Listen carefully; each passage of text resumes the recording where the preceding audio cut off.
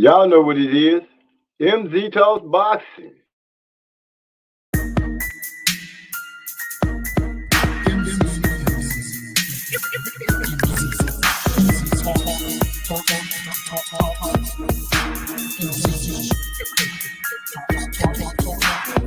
Let me make this abundantly clear. We talk about boxing here. My opinion is winning, but if you ain't feeling the good on your boxing, yeah.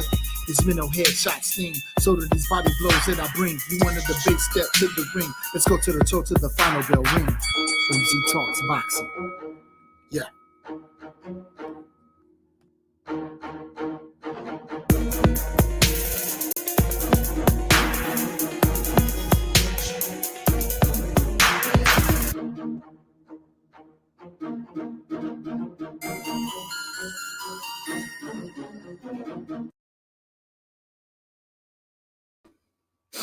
What's up? What's up? What's up?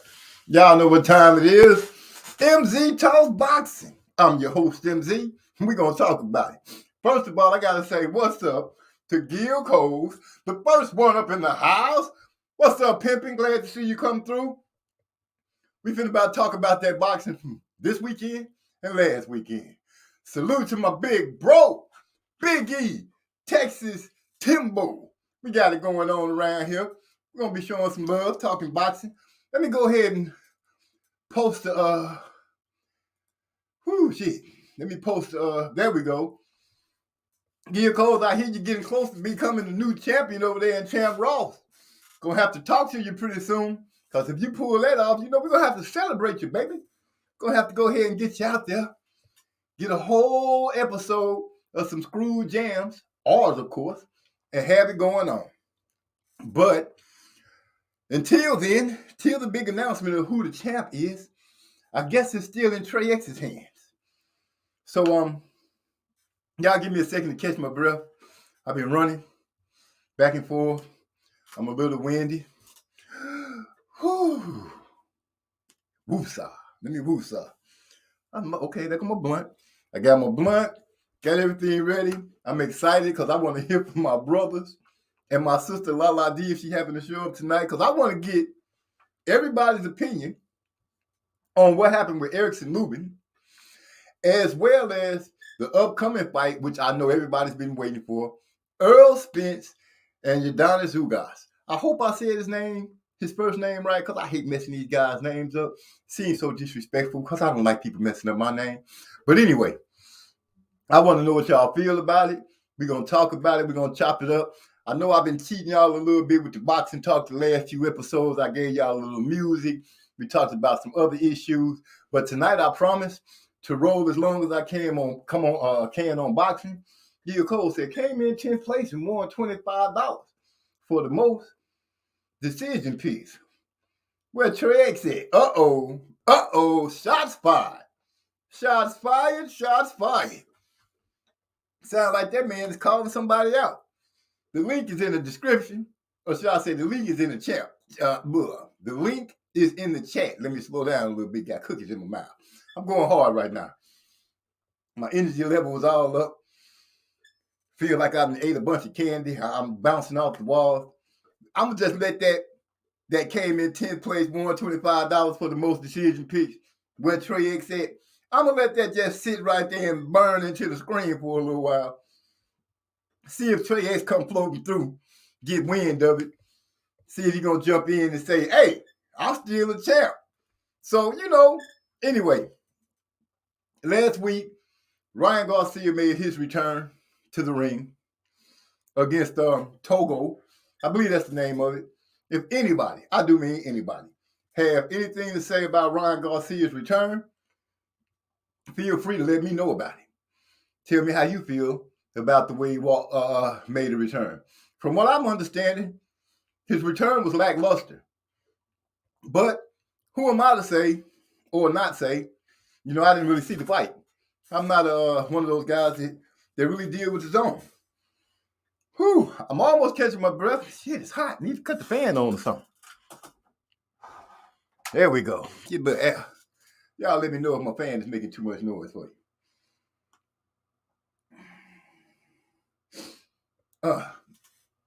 Now, Yeah, I'm slowing down a little bit. I'm slowing down a little bit. There we go. There we go. So this week starts a new session. Wait. I already said I'm gonna leave that up there, Gil Cole. Don't be trying to throw something else up there for me to read, then take that down. I'm leaving that up. I'm leaving it up because I'm being messy. I'm starting some crap, waiting for Trey to come on so he can see his name is being put up in lights with him not being around to protect himself. But I will read what you're saying, Gil Cole. Yes, I will. It says, this week starts the new season in Champ Ross. Turn your picks in by Friday. That's right. The man is letting y'all know, which is only 3 of us here right now. I'm trying to keep it copacetic and moving slow until the rest of our family get here so we can really dig into this boxing. Yes, indeed. Can y'all hear me being out of breath? Maybe I need to blaze up my blunt. Maybe that's what it is. So, I don't know who Hannibal Lecter is, so I'm sorry, champ, but you won't be making it on the show tonight. If we don't know you, you can't dance in. I'm sorry. I don't know Hannibal Lecter. Oh, it's my old school partner from across the pond. Let me give you a few words. Let's see what you got going on, man. What's up, man? Yeah, what's going on, bro? Not too much, man. Not too much. Not too much. Yeah, we got a visitor from across the pond. I'm gonna sit down and chop it up with you for a few minutes, man.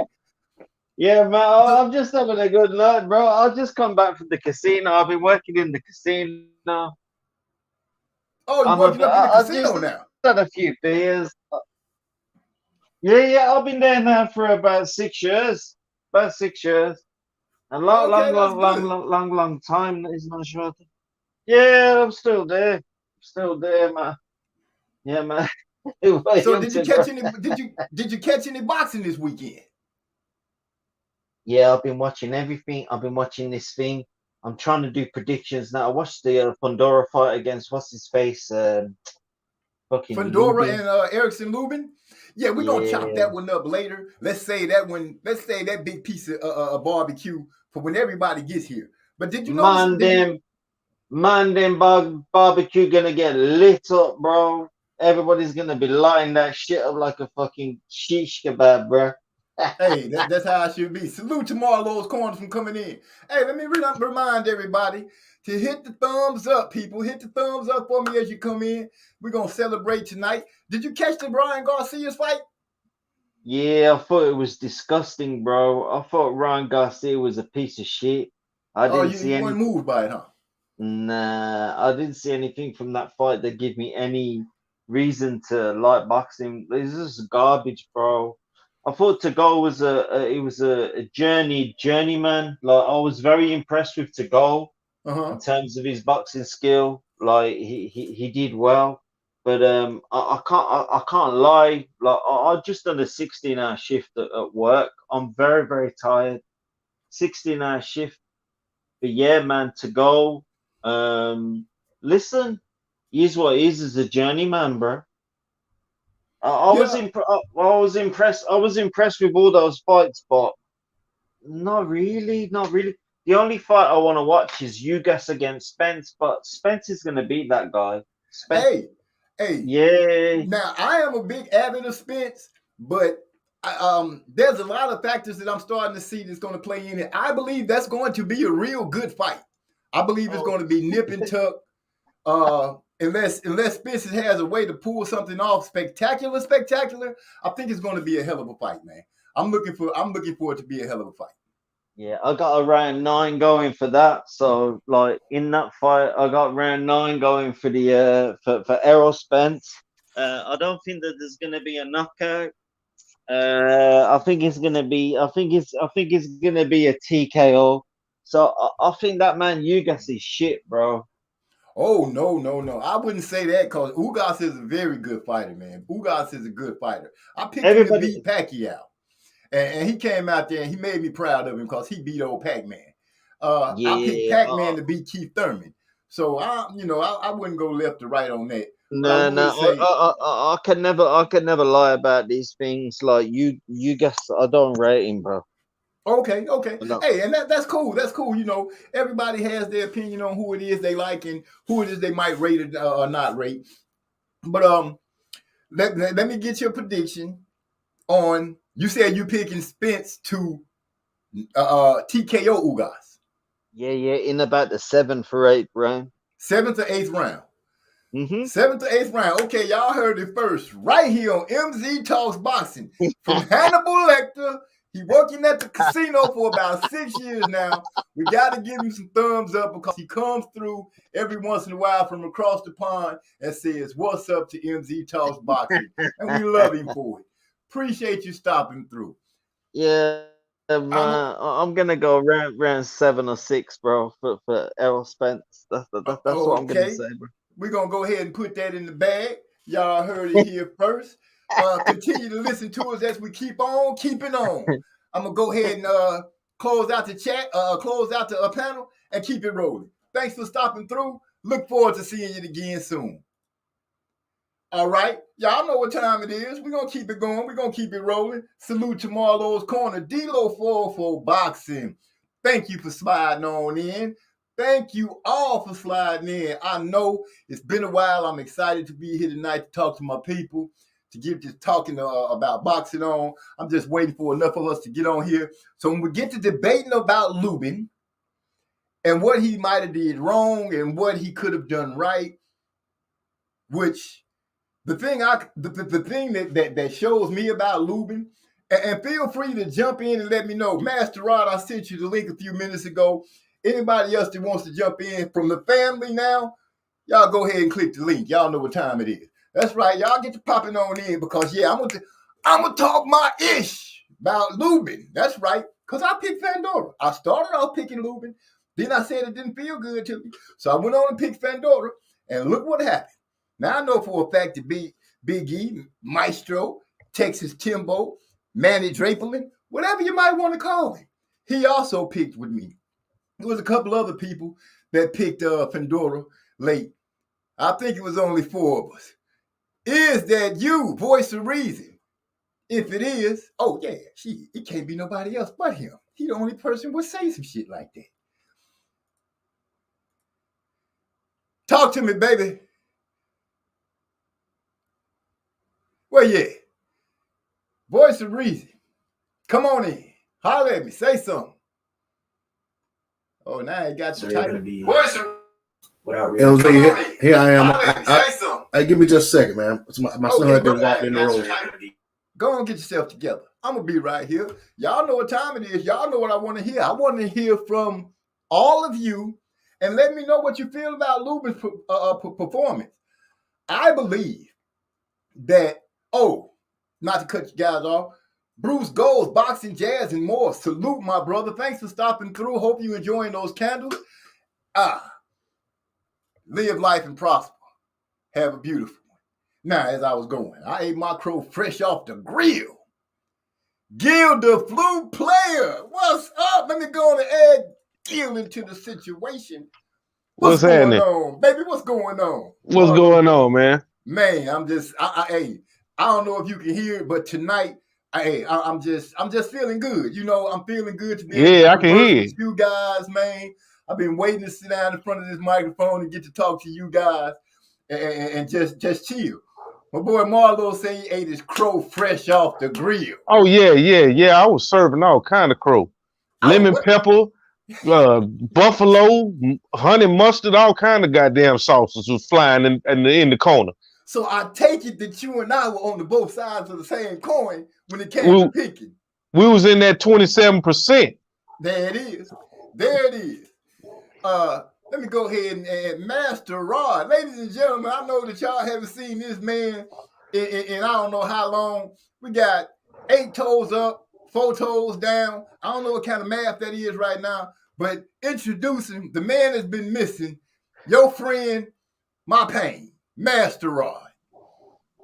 What's up, bro? What's going on, man? Look here, man. Glad to be back, bro. Glad to be back.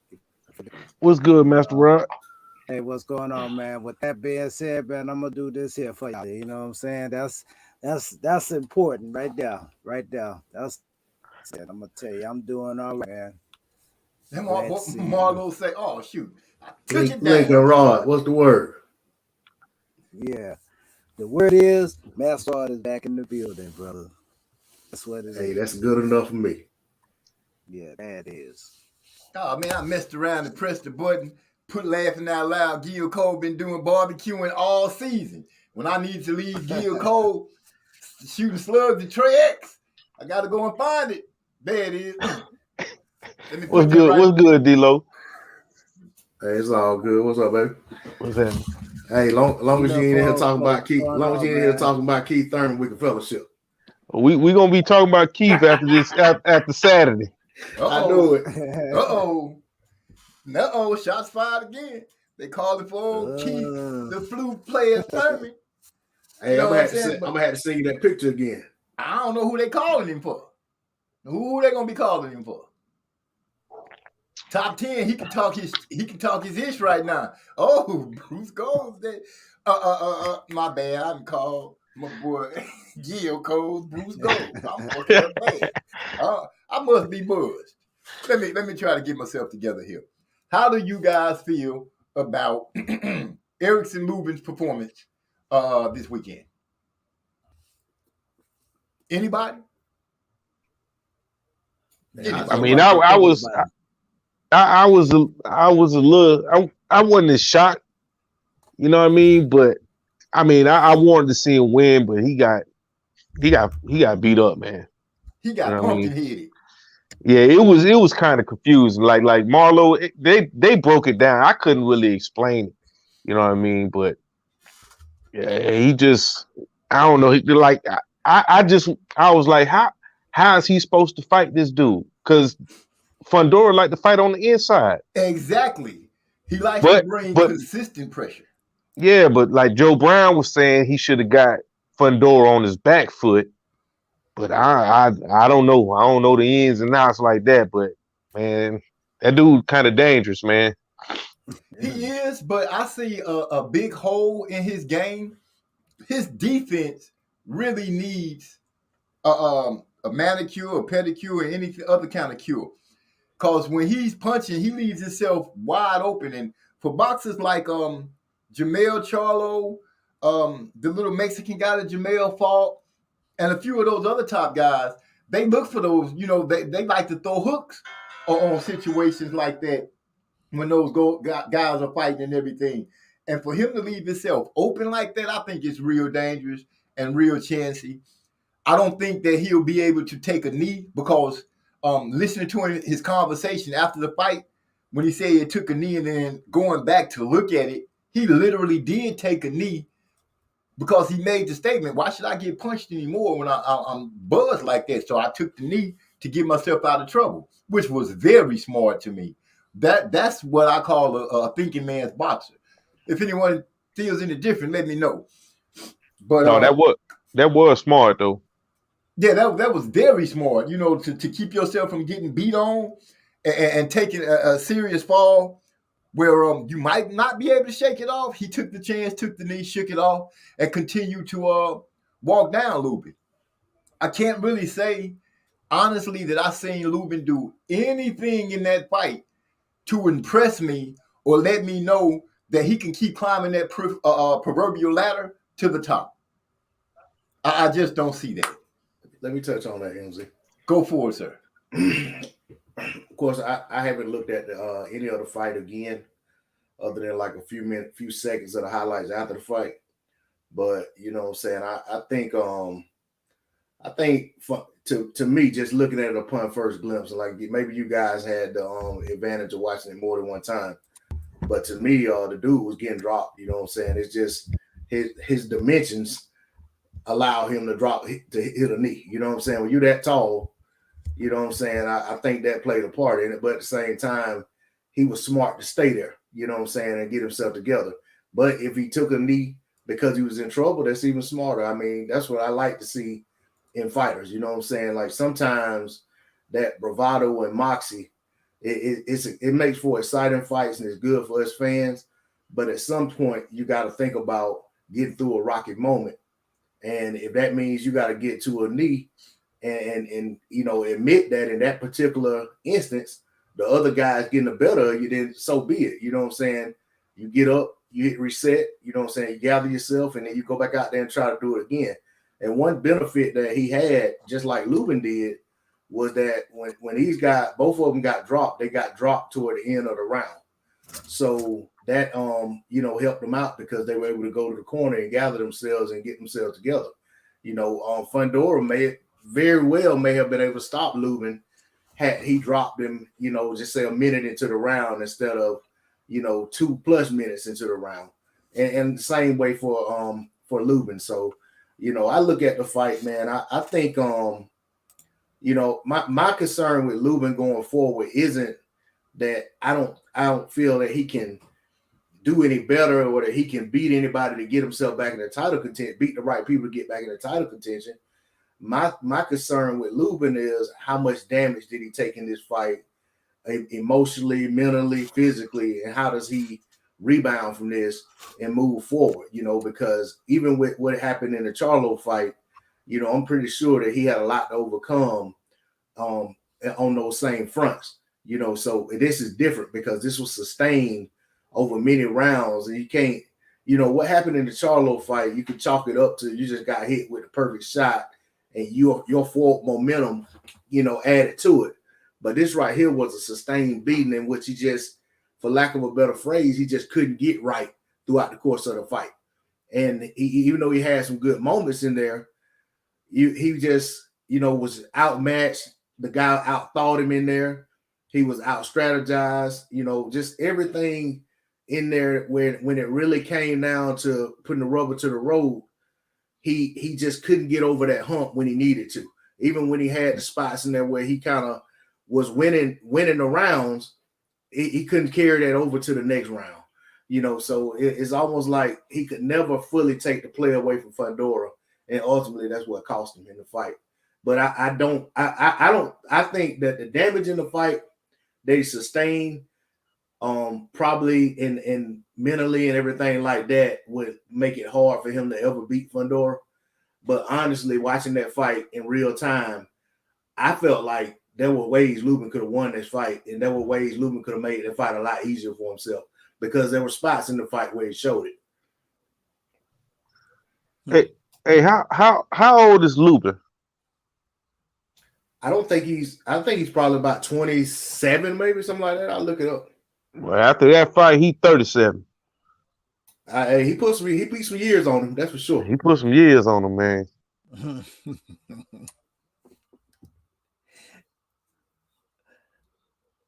Wow.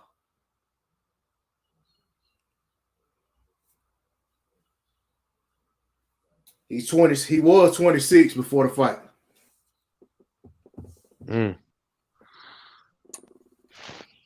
Yeah, it was rough though, man. Like I said, I wanted to pick him, man, but if I would have picked him, I'd have been like picking with my heart. You know what I'm saying? Because he's from Florida, and I support him. But man, like I told Marlo, man, that Champ Ross different. I just ain't seen him beating this dude, man. I thought he wasn't gonna let his hands go. That was my reason really for not picking him. But I mean, he fought. He ain't give up. He ain't quit. His corner had to save him from himself. You know what I mean? But I mean, I don't know. He had the well one that night. Yeah, I was proud of the heart he showed in the fight. I wasn't, necessarily impressed or proud of the intelligence that he showed in there or execution of what I'm saying. Maybe they didn't have the right game plan, but what I'm saying, I wasn't necessarily proud of the way he kept doing the same thing over and over, but just doing it a little bit harder. That's one of the things I say that, sometimes fighters do when they just can't figure it out. It's like, well, I just try the same thing I'm already doing. I just try it a little bit harder. And against Fundora, that didn't work. Fundora just wouldn't wilt. He wasn't gonna comply. And he had his own mission that he was on, and Lubin was in his way.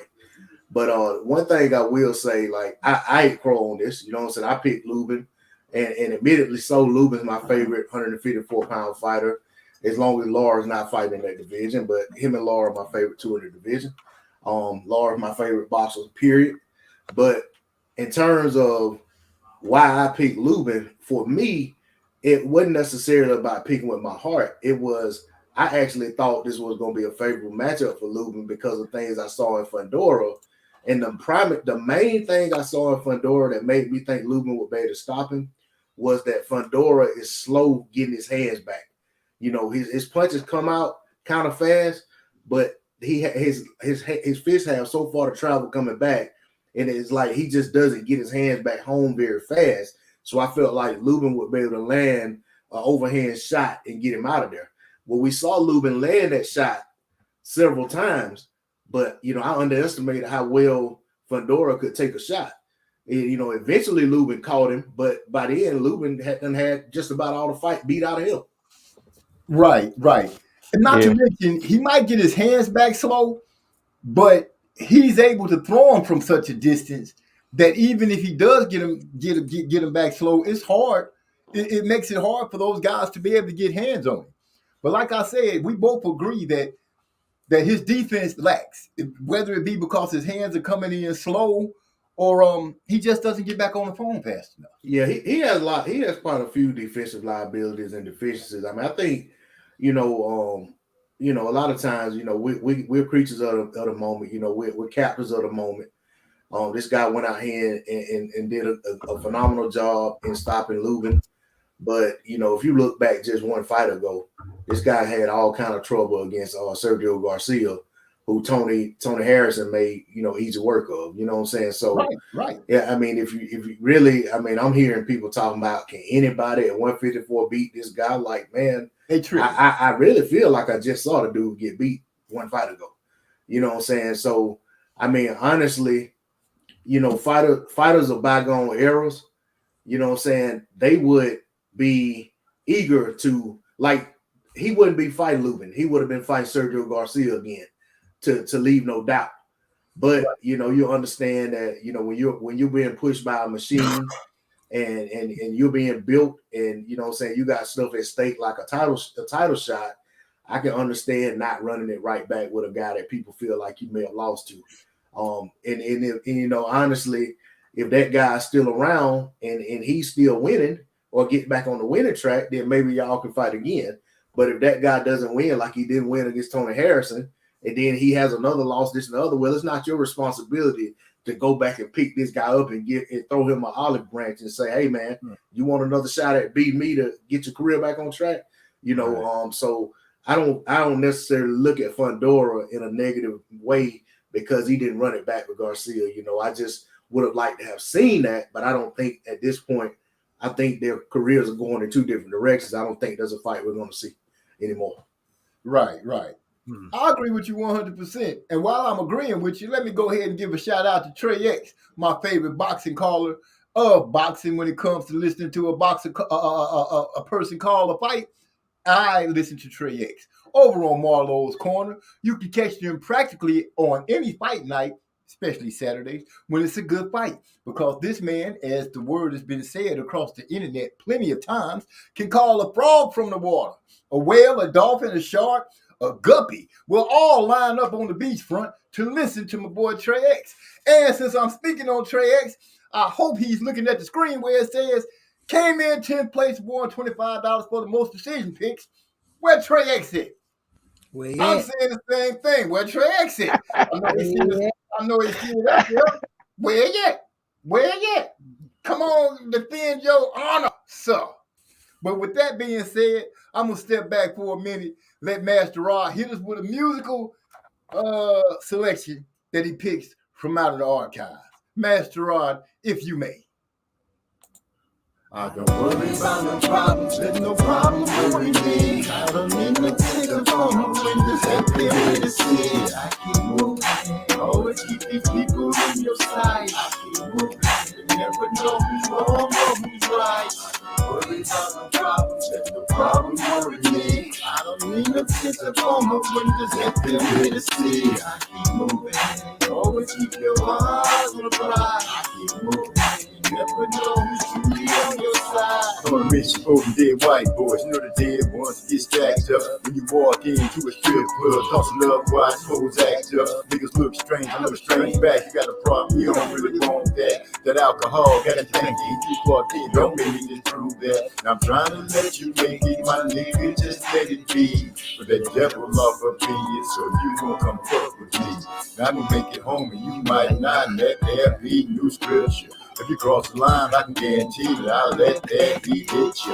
Worry no problems, no problems worry me. I don't need no tint up on my windows, let me ready to see. I keep moving, always keep people in your sight. I keep moving, never gonna be wrong, gonna be right. Don't worry about no problems, let no problems worry me. I don't need no tint up on my windows, let me ready to see. I keep moving, always keep your eye on the prize. I keep moving, you never know who's truly on your side. I keep on moving like soul to soul. Penetration mind, let your conscience flow. Like water from the aquifer. Look you in the aquila and see that it's in the sea.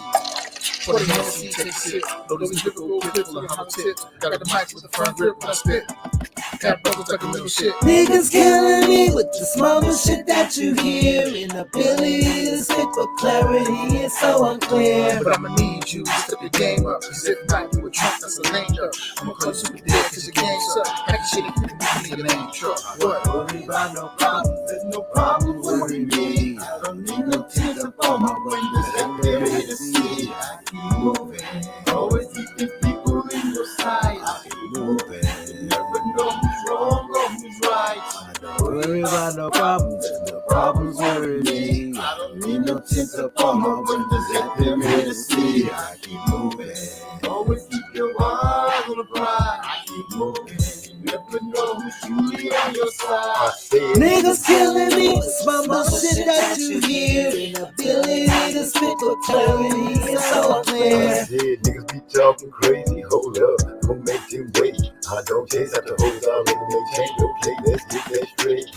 Back to the grill, when these niggas got beef, yes man, gon' bring your stage. By the time you realize we got a problem, then it's too late. Oh no! Shots fired across the bow. D-Lo 404 boxing rings in. Master Rod destroying a classic. Okay, Trey X has spoken. The champ has spoken, ladies and gentlemen. Ladies and gentlemen, I'm coming out with a press announcement right now from the great champion Trey X over Champ Ross. On to season 12 in my Belichick voice. Trey X is letting y'all know. Oh, shoot, we got us a new sound effect? What? Oh, we must be moving up in the world. I already seen that. Thank you, D-Lo, for the musical notes. Is it gonna come up or not? There it is. Thank you for the new music, the G Clef, the flames, and the musical notes. And all right, hello, yeah, baby. See what we got. He said too late. Hey, y'all number 42. Wait, what's this? Y'all number 42 turns 42 tomorrow. Who the hell is number 42? I'm lost. You're gonna have to help me understand. Please make it a little more clear, because I don't know who 42 is. I know 50, 54. But does any you number 42. Oh, my bad. Man, you know what that means, right? That does mean, oh shit, I don't go live tomorrow. I was about to say we're gonna have to celebrate. So you know what? I guess we can celebrate early. Since you're finna be 42. Man, that's a great number to be. I remember when I was 42. It was an exciting time. It was, man, looking in the rear view. I'm not gonna look in the rear view. I'm just gonna say 42 is gonna be a great, great birthday. Happy birthday. We're gonna celebrate with you after the Earl Spence fight over here on MZ Talks Boxing for your 42nd birthday. We're gonna lay it out. That give me enough time to plan for you. Me and Master Rod come up with a song. That's right. Give me a standing ovation for being 42. I'm gonna also give Erickson Lubin, a standing ovation for not giving up, because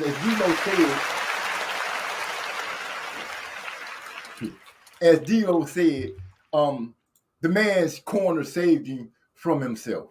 This is one of those rare times that we get the chance to watch the fighters do their things. And this is one of those fighters where I believe everybody could pretty much at the time that he stopped the fight agreed with it. You know, it was like the man was going out and he wasn't stumbling or beat like that, you know, where he was concussed, but he was his face was taking a hell of a beating, man. His eyes was all swollen up. He had a big protruding knot coming from the middle of his forehead right over his nose.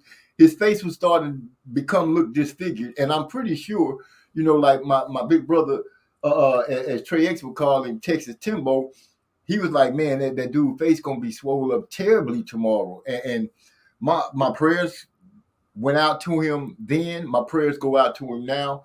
I hope he makes a good and speedy recovery, and nothing's wrong with it. This is what I hope for Erickson Lubin, and I hope you all feel me. You guys feel the same. As far as Sebastian Fundora and his career's trajectory, I would love to know what you guys might think on that. I believe, depending on who they throw in front of him, or should I say who he gets thrown in front of next, is going to tell a very telling thing about him. Because, yes, I do consider Lubin one of those good fighters, but I think it's some things that he have to get himself together. That his boxing on the inside and protecting himself on the inside, that fight really showed.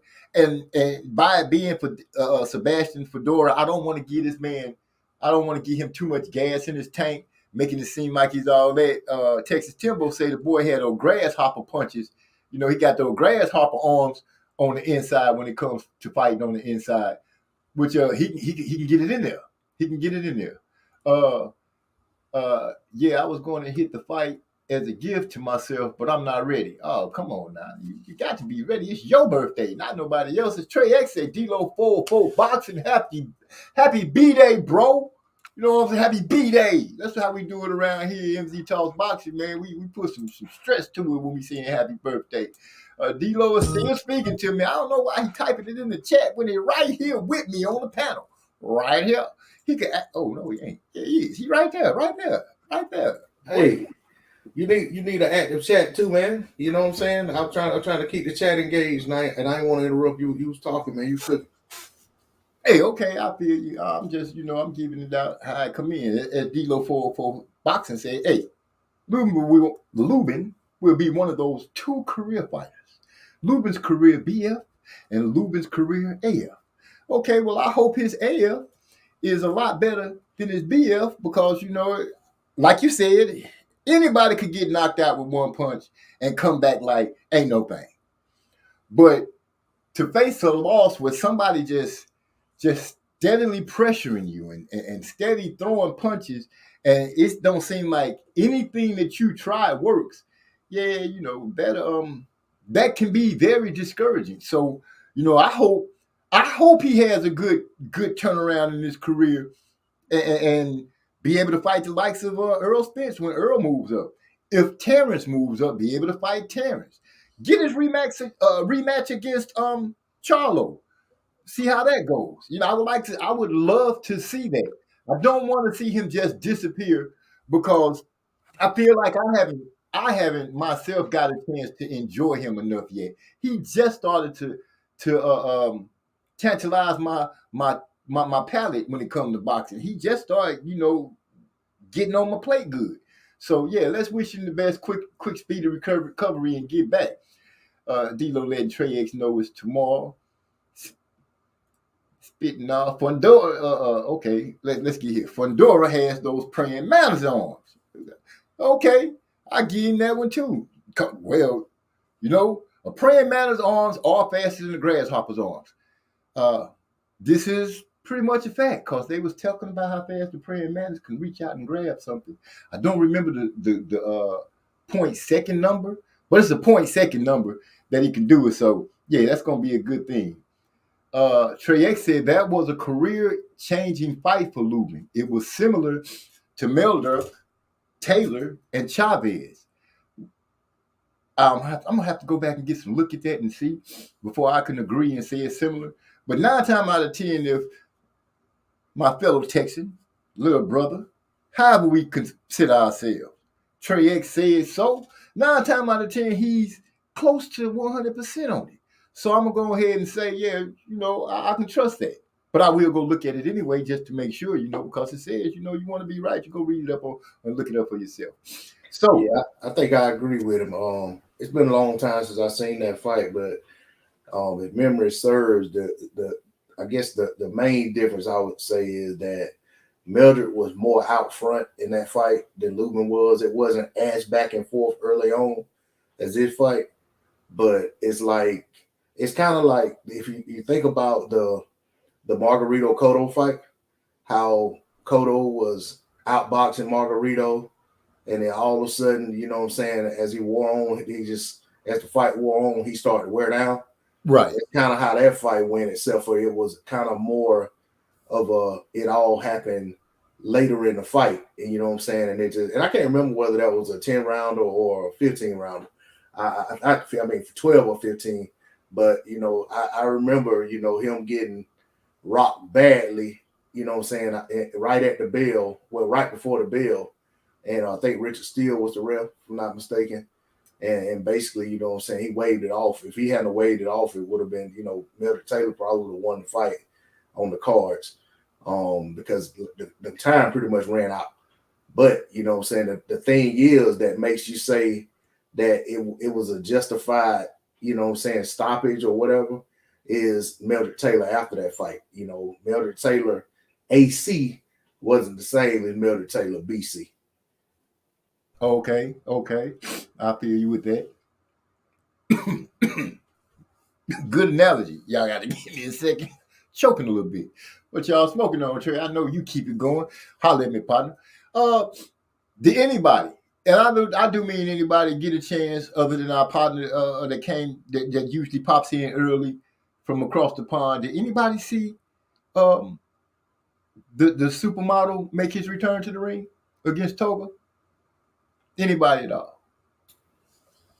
The runway model. Yeah. From, Golden Boy. That's who I'm talking about. Yeah, that boy got some work to do. He's in transition in a lot of ways, but maybe he'll get it all together. I don't know. Okay, D-Lo, since you're here, I'm gonna ask you. Gil Cole, you can speak on it, but I know you guys. I know everybody. I assume that everyone has seen him, the Golden Model, and Rolly when they were sparring. I actually haven't seen it. I heard about it a lot of times. I've heard people talk about it. I just never took time to go look for it, man. I'm going to tell you the thing that I'm drawing from it when I see it. Ryan Garcia, Rolly punched him in his face. And once Rolly punched him in his face, Ryan was pretty much done when it came to sparring. Ryan, once he took that punch to the face, he pretty much was off his game. That boy don't like to be hit. And a fighter that doesn't like to be hit like that, I don't see him going anywhere. You don't grow hard. That just, you either come out with hard or you either got it or you don't. If anybody has seen somebody grow hard, let me know. Please feel free to correct me on my misanalogy of it. But as far as I learned out of my 51 years, I have never seen a person grow hard. I've seen their heart get taken, but I've never seen somebody get it back. So that's the kind of fighter I think Ryan Garcia is. If anybody feels different, please let me know. Wait a minute. Trey X is speaking into the situation. He said Rolly versus Garcia look like Pryor versus Arguello.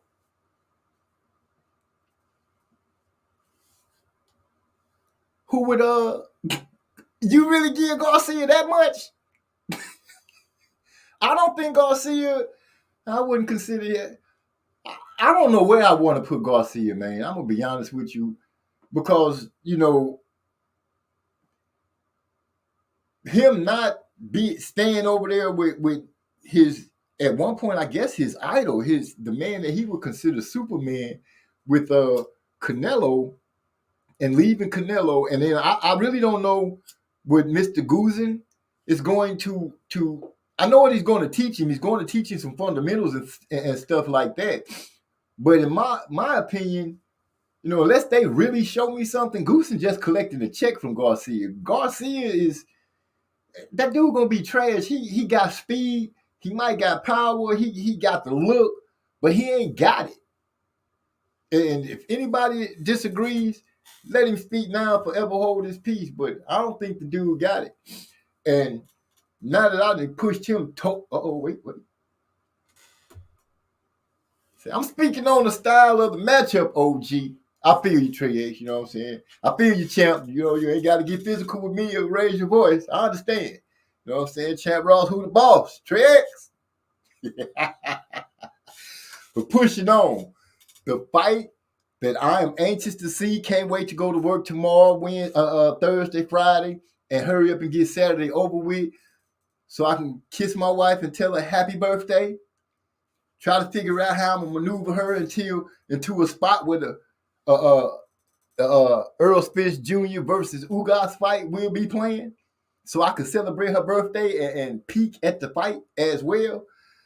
I'm planning, y'all. I'm trying, and I know you guys are excited. A lot of people don't know which way they want to vote or who they want to pick. They gonna wait till like the last second if they can. But y'all heard me from a long time ago say I'm riding with my boy Earl because, you know, he coming over a lot. And I understand what Ugas has been through trying to escape. Was it 10 times? And he finally made it on the 10th, you know, all that. And to think he did all that just for Cuba to say, oh, we're going to start letting our fighters turn pro. That was a beautiful thing to find out. And then Marlo's Corner dropped that video about the Cuban boxers, man, past and present. That mug was live. So that got me crunk for the Earl Spence Ugas fight even more. So I can't wait for the weekend to see what Earl Spence is going to bring to the table. I know what Ugas is going to bring. He's going to bring that heart, that determination, that Cuban boxing style. He's not a dumb boxer, so he's going to come ready to play chess. I am eager to see what Earl is going to bring. It'll be a good fight, man. What time it go out? Well, you know, the preliminaries start about 8 o'clock. You know, it's going to come on Showtime early, and Ugas will probably fight somewhere around 10 or 11. Okay. That'll work. Gilgo Cole say, my bad, Og, because the G is little, so I can't even let that come out of my mouth like that. So, my bad, Og. I had some family issues to take care of. No explanations, Gil Cole. I thought that you saw Trey X over in the chat, and you thought he might jump on here and give you some word for posting his name up. And let it be known from the microphone. There he is. There he is. Salute, what's going down, man? What's going down? Man. Favorite fight caller on the internet. What's good? What's good, man? I got tired of doing all that typing, so I just said, fuck it, man. I'm just gonna jump on the panel. I'm full of that gas. I'm full of that TACP. But I'm here to talk some boxing. But I was trying to tell you, OG, that when I say that Rolly and Ryan Garcia remind me of Alexis Arguello and Aaron Pryor, it's just a matchup because, you know, you got the tall guy, Ryan Garcia, tall like Arguello. Both of them, you know, they supposed to keep you on the outside, but Arguello was unable to keep Pryor on the outside. Pryor crashed the pocket all night long, and Rolly Romero did the same thing to Ryan Garcia. Ryan Garcia could not keep him on the outside. He crashed the pocket, and he was able to land clean shots on Garcia. It's very similar, you know what I'm saying? I got you. But do you see Ryan growing into anything more than what he is right now? Man, I give Ryan action, man. Ryan got a nice punch, 215 and 15 amateur. That ain't something that you see every day. It takes some kind of talent to win all the fights. I I could feel you, but it to me it's something about his heart. I'm not seeing the heart. That boy shows me that when he get punched, when he get punched hard. Let me put it like that. When he eat a good punch, he's saying his reaction is funny to me. I can't really place what it is that I'm seeing, but it's like when you and I were talking, and I told you that I felt like Brooke was gonna lose to Crawford because he took that step back when they were doing the face off. It's giving me that kind of vibe about him. Well, he done already ate one that got off the canvas to win against Luke Campbell. So I don't think that was. I think that was more of a surprise knockdown where it don't really hurt. I'm talking about one that you get punched in the face and it hurt like a motherfucker. Well, I'm not saying that Ryan Garcia is going to be a Hall of Famer, but I do think in the 4-belt era with all these belts and shit out here, I think he's good enough to win one. I don't think just no regular guy is going to beat this man. It's going to take somebody that's good to beat Ryan Garcia. It's not going to be some B- level fighter. You know what I'm saying? It's going to take somebody that got some kind of talent. So that's just my opinion, though. I agree with you wholeheartedly. No regular dude gonna beat him. He's already showed that. But I'm like, he getting ready to. At one point, he gonna have to start messing with those dogs that are floating around out there. But at the same time, though, OG, that's why we say the fighters have to develop. No man is, well, I ain't gonna say no man, but very few men arrive on the scene ready to tangle with the dogs. It takes the step up process. You're supposed to build on that shit. Keep on stepping them up and testing them over and over again so they can be ready for them situations. So right now, he might not be. Well, let's say you get off in there with a series of fighters. He fight them 4 or 5, like B+ level or solid B level guys, like some Joseph Diaz type guys. He fight them 4, 5 of them in a row. Ain't no telling what he'll be looking like at the end of that run. You know what I'm saying? So I just say I'm gonna give him a chance to develop and then see where he's gonna be at. Okay. So with that being said, I guess I can not grade him as hard for pulling out all those fights. Cause at one point I had got to a point, I was like, dude, are we gonna even see this dude fight again? But since he did make it to the ring with Togo, he might, it might have a renewed vigor about himself. Maybe Goosen will get him to be able to do some things that I don't believe in. But like you said, the fighters have to, go through their thing, and we have to see him in the ring a few more times. Hopefully it won't be a couple of pullouts before then, but I hope we get to see him again. I want to see if I'm wrong. I would like to be wrong because I'd like to see him, I'd like to see him really become something. The motherfucker got some speed, and like you said, he got a little power. And he got a good look about himself as far as the eye test. Well, he stand up straight and shit. He keep his chin in the air. But I would say this: he good enough to be what he want to be. If we talking about him being just some great fighter, he might not have that in him. But he wants to be a celebrity fighter. Like he even said himself. He said that the only reason he want to win the belt is because it look good when he take pictures to post on his Instagram. He don't give a fuck about a belt. All he want to do is use the belt for the picture. So as far as being a celebrity fighter, he good enough to be a hell of a celebrity fighter. Here, look at Jake Paul. Jake Paul ain't got nowhere near the fucking background as this, or skills or whatever you want to say as this kid. But he able to hold down and make some money being a celebrity fighter. And that's where Ryan Garcia is more in the mode of. He all on social media, he all on Twitter, Instagram and stuff. He always talking about his following and image and all this kind of stuff. So he sounds more like them, like Jake Paul than he do the great champions of the past or whatever that we would hope that he would try to be like. You know what I'm saying? And that's the reason I said I don't think he'll be a Hall of Famer. But we got to look at these guys in this modern day boxing scope. He just happened to be in the sport that we love. And he got that machine behind him, and they pushing him to be great. At least they trying to.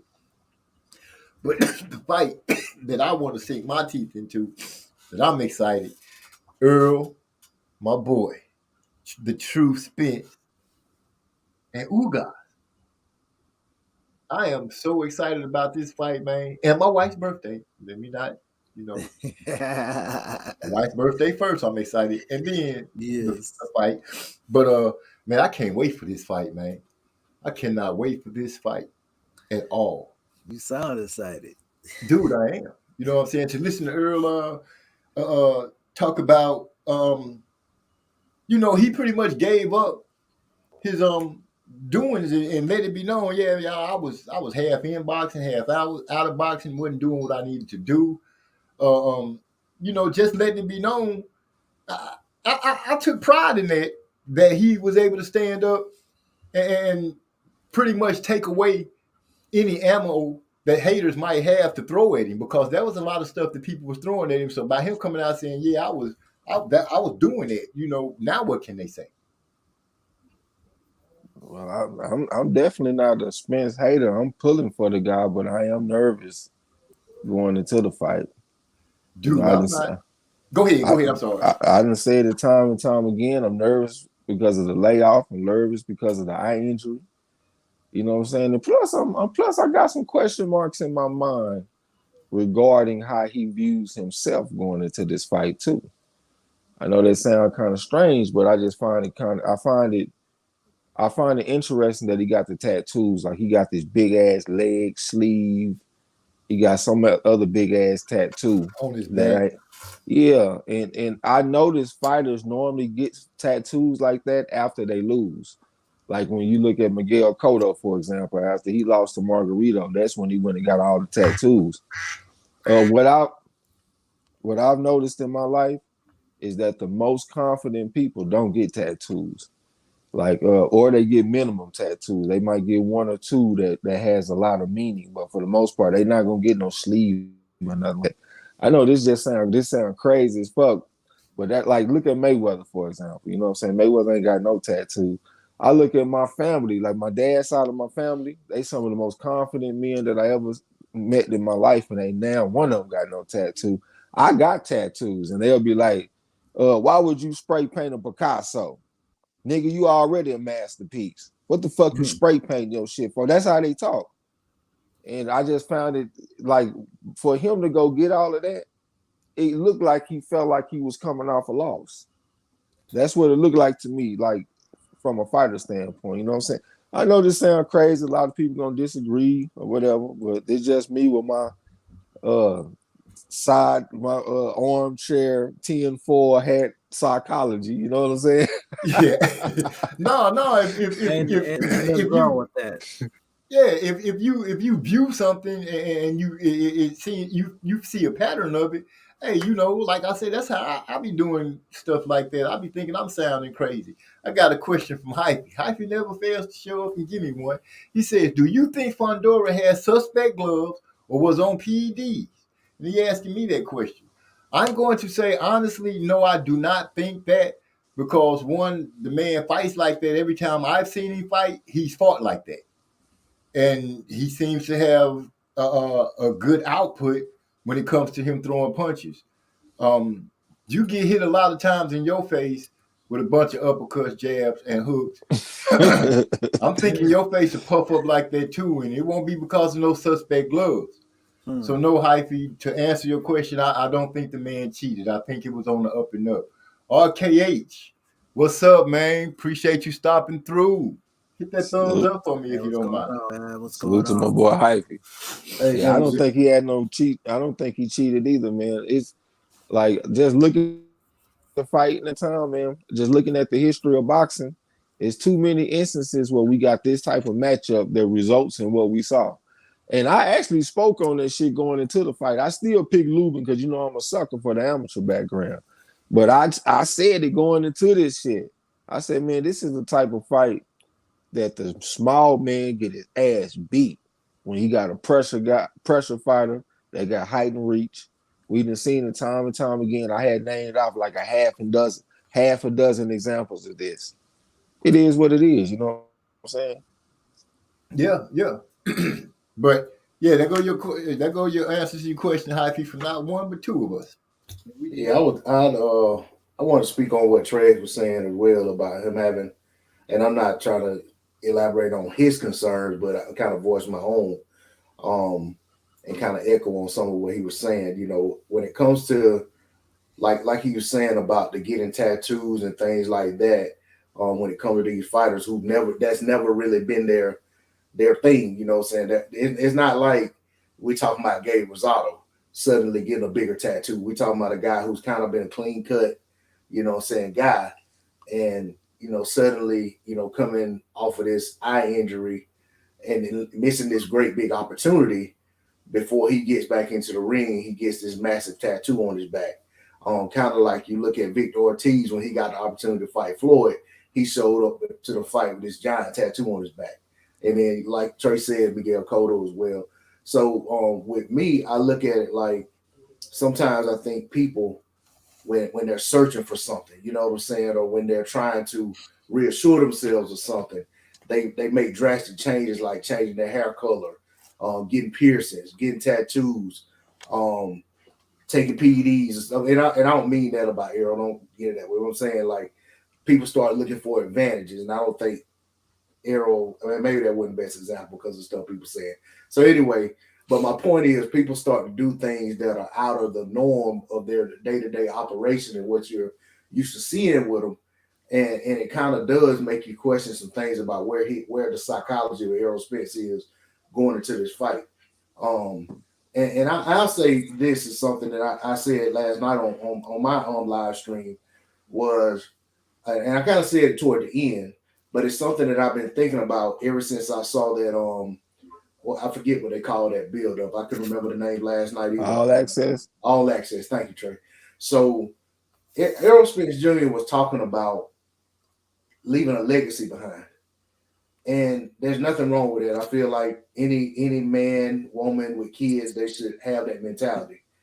But he made mention of leaving a legacy behind for his parents, and I don't, and maybe I'm not saying it exactly the way he said it because I haven't gone back and looked at it since I saw it initially. But I remember when I first heard that, it almost gave me chills because here it is, this guy who's been through this life, you know, near-death experience, or could have been a near-death experience, could have been killed, life-altering accident, going through all he's gone through to get back. And then he's had a fight. Then he has his eye injury, and he's back on the shelf. Now he's back on the road to recovery again. And he's talking about, you know, how he realizes that, you know what I'm saying, he kind of got a second chance thing could have been taken away, this, that, and the other. And that's what you want to hear people say that's been through things in life, no matter what the experiences are, that they learn from them and they're trying to move forward. But what I don't want to hear, or what I kind of have to question when I hear a son talking about leaving a legacy for his parents, it kind of makes me question where his mind is. Is he worried that if one thing goes wrong, he's not going to be around and he's leaving his parents behind? And you know what I'm saying? And I know that's the reality that that's the path we all walk in, because anything can happen. We could be gone within the blink of an eye. There you go. But I'm not a fighter. And this man is getting ready to go into a fight, and he's talking about these things, and it kind of makes me wonder where his head is. And maybe it's exactly where it needs to be. Maybe that's a good thing that he's thinking that way. But it's just the fact when he said my parents, it kind of like stuck with me. It kind of seemed out of place. Okay. Now, let me touch on it real quick. The thing that I'm viewing from it, and from his statement and the way things are, this is how I'm looking at it. It's just to speak on the tattoos. I'm taking from it, here's a guy who survived a near-death experience. Then he got the eye injury. Now, I can kind of picture what he might be going through. I've been through a near-death experience, and the way I look at things is totally different. Even as a youngster, I've always wanted to leave my mom and dad a legacy, meaning I wanted to make sure that they saw my accomplishments had surpassed theirs, and that their name had gotten bigger. You know, that's what I always thought a child's goal and wants was in becoming a man or a woman is to make the mom and dad's name that much greater. So I can looking at him saying that that's what I would attest it to. And the tattoos, I would attest to it. Yeah, I would probably get some tattoos too. Man, I done came through a car accident that slammed me down on some concrete, and I got up and walked away, had a fight, find out that through the car accident, I'm thinking is what loosened that retina. The fight with Garcia and sparring went on and made it do what it do. That's a blessing in disguise because he could have been in the fight with Ugas, and then it happened. So that's how I'm looking at it. You know, X, what you got to say? Shit out. Yeah, I should have really got it off right when I was gonna say it. Hell, I don't forgot. But don't you hate when that happened? yeah, this all right, first of all, with the tattoo, like when I see the fighters doing that like in the past, to me it looked like they trying to regain some masculinity that they feel like they lost from losing. Because sometimes like they might be viewed as unbeatable, and then they take a loss and they feel like they lost something. Like the people don't look at them the same. So let me regain some of this fierceness that I normally have by getting these tattoos. That's what I normally see. So that's what crossed my mind in this situation. You know what I'm saying? But hey, like you said, he had a near-death experience. Maybe it's something totally different, and I could be way off. You know what I'm saying?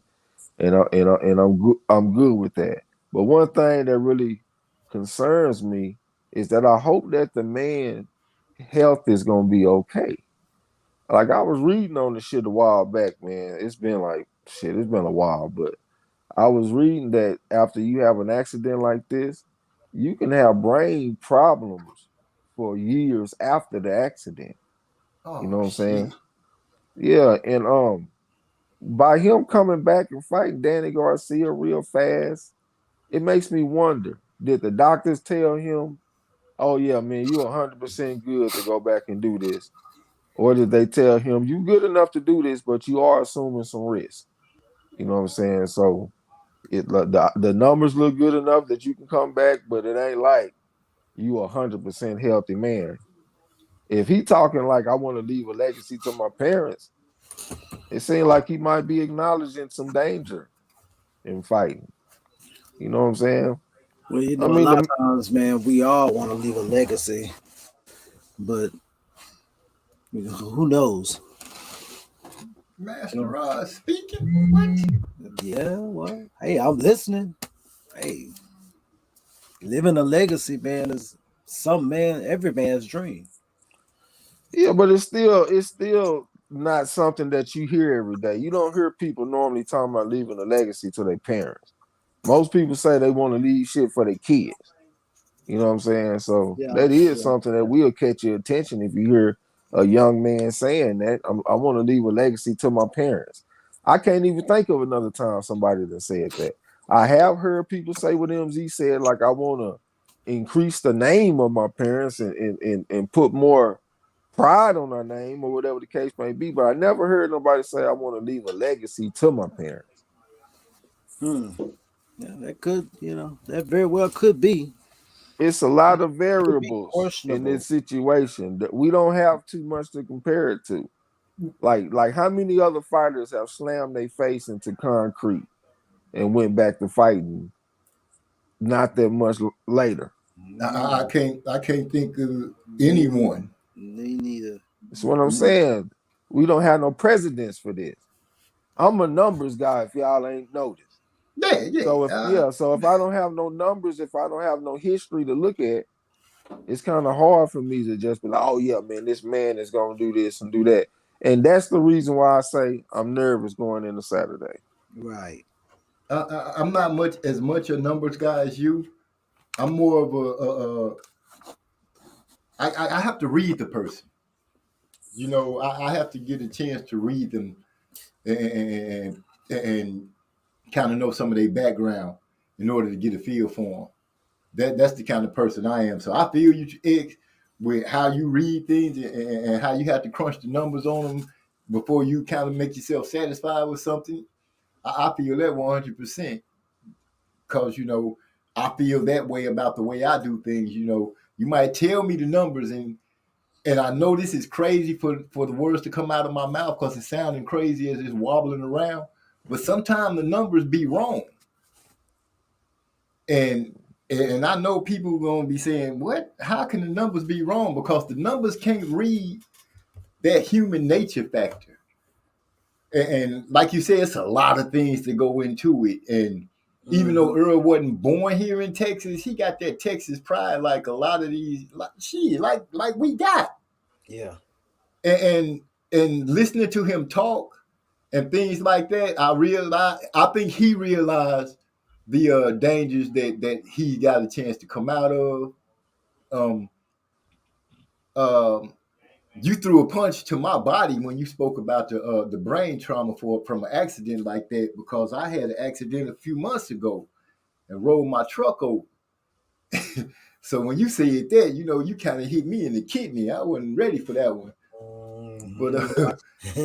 But listening to him talking, the way he acting, the way he went in and got that ranch and brought him some animals to mess with to keep his ass at home. I'm just looking at a guy that looked like he dedicating himself. But as you said, I can't even lie and say I'm not nervous. I am nervous. Ugas is scaring the wits out of me because I know he can fight, and I know he got hard, and he determined. Yeah, see, that's like we really ain't disagreeing, because I'm not saying that Earl gonna lose. All I'm saying is I see enough to be concerned going into Saturday. Like some people, man, I ain't trying to get on you, OG, but some people, when it comes to the fight game, they want you to be like hot or cold. Like you got to be all the way in. Like this guy is gonna get killed, or you got to say he gonna get destroyed. You can't be in the middle. Not necessarily riding the fence, but like let's say you picking a side, but you like 60-40 or you 65-35. It's not good enough sometimes. You know what I'm saying? You got to be 100 on one side. Either or, huh? You know what I'm saying? Like everybody who hear my voice right now know I'm with Earl. I'm with him 100%. But that don't mean I can't be nervous. That don't mean Ugas can't make me nervous. He can make me nervous. So you don't give Ugas no chance to win this fight. I'm not saying that. I'm just saying that I'm with Earl 100%. Even because I believe I said I give Ugas about 40%. Well, that's what I was just speaking on, the 40% chance that we give him. But the 60%, you gave him the same percent that I gave. Right, but the 60% that I'm giving Earl, I'm 100% behind that 60. Well, when it comes down to it, I'm 100% behind my 62. I'm just acknowledging the 40. You just respect that 40. Exactly. Exactly. We gotta respect the 40. We would be fools not to respect the 40. Knowing that we know who Ugas is. There's a lot that ain't though, man. I've been hearing all kind of crazy stuff, man.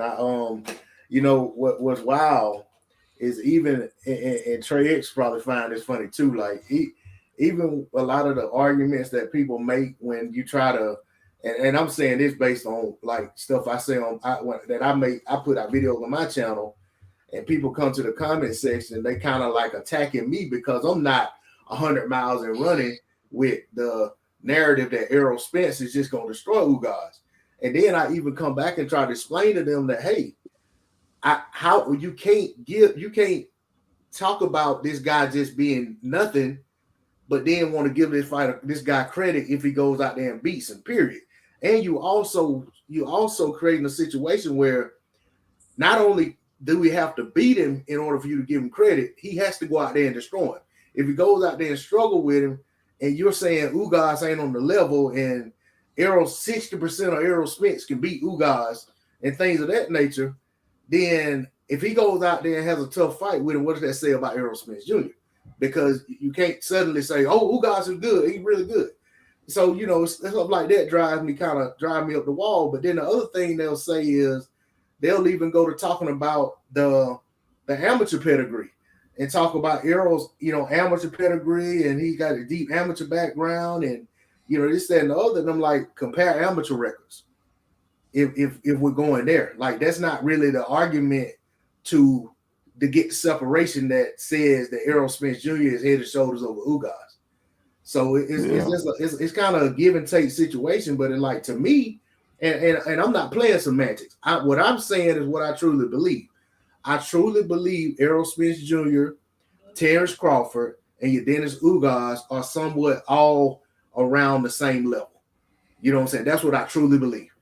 Now, that don't mean that every time they fight it's going to be a draw, but I think these guys are all on the same level. I think Ugas is right where he belongs, and I think that Errol Spence Jr. beating Ugas coming off of that eye injury, only one fight removed from that accident, or even if none of that ever happened, is impressive in and of itself. I don't feel like he got to go out there. Now, if he goes out there and knocks the man out in the first round, it's that much more impressive. But I don't feel like he has to go out there and annihilate Yordenis Ugas to prove that he's who people think he is, or to prove that he's who I think he is, or prove that he's who he say he is. I feel like just beating the guy, that in and of itself is a good enough accomplishment. He gets the belt. He's a 3-belt champion, and he's 1 belt away from undisputed. I don't feel like all that extra stuff is needed. You know what I'm saying? The body of work's already there. Just go out there and beat this guy. See, this is the thing, though. A lot of the people don't understand, like when they hear you say something like that, they think that we doing them a disservice, but we actually doing them a credit. Like shit, we've been doing this shit for a while, man. We can go back to the Errol Spence versus Porter fight. A lot of people felt like Earl was going to blow the man out. I kept everything in perspective as far as the amateur background and all this kind of shit. So when Earl went out there and had a tough fight against a guy, and the difference in the fight was a knockdown, I'm right there. Everything in perspective. I told y'all that this shit was going to be a tough fight. Let's give the man some credit for going out there beating a tough guy like Sean Porter. You know what I'm saying? Yeah, instead of thinking it's a disappointing type of performance. To me, it was a great performance, but I always went under the notion, because I heard Errol Spence say that he was going to fight Sean Porter the way Sean Porter likes to fight.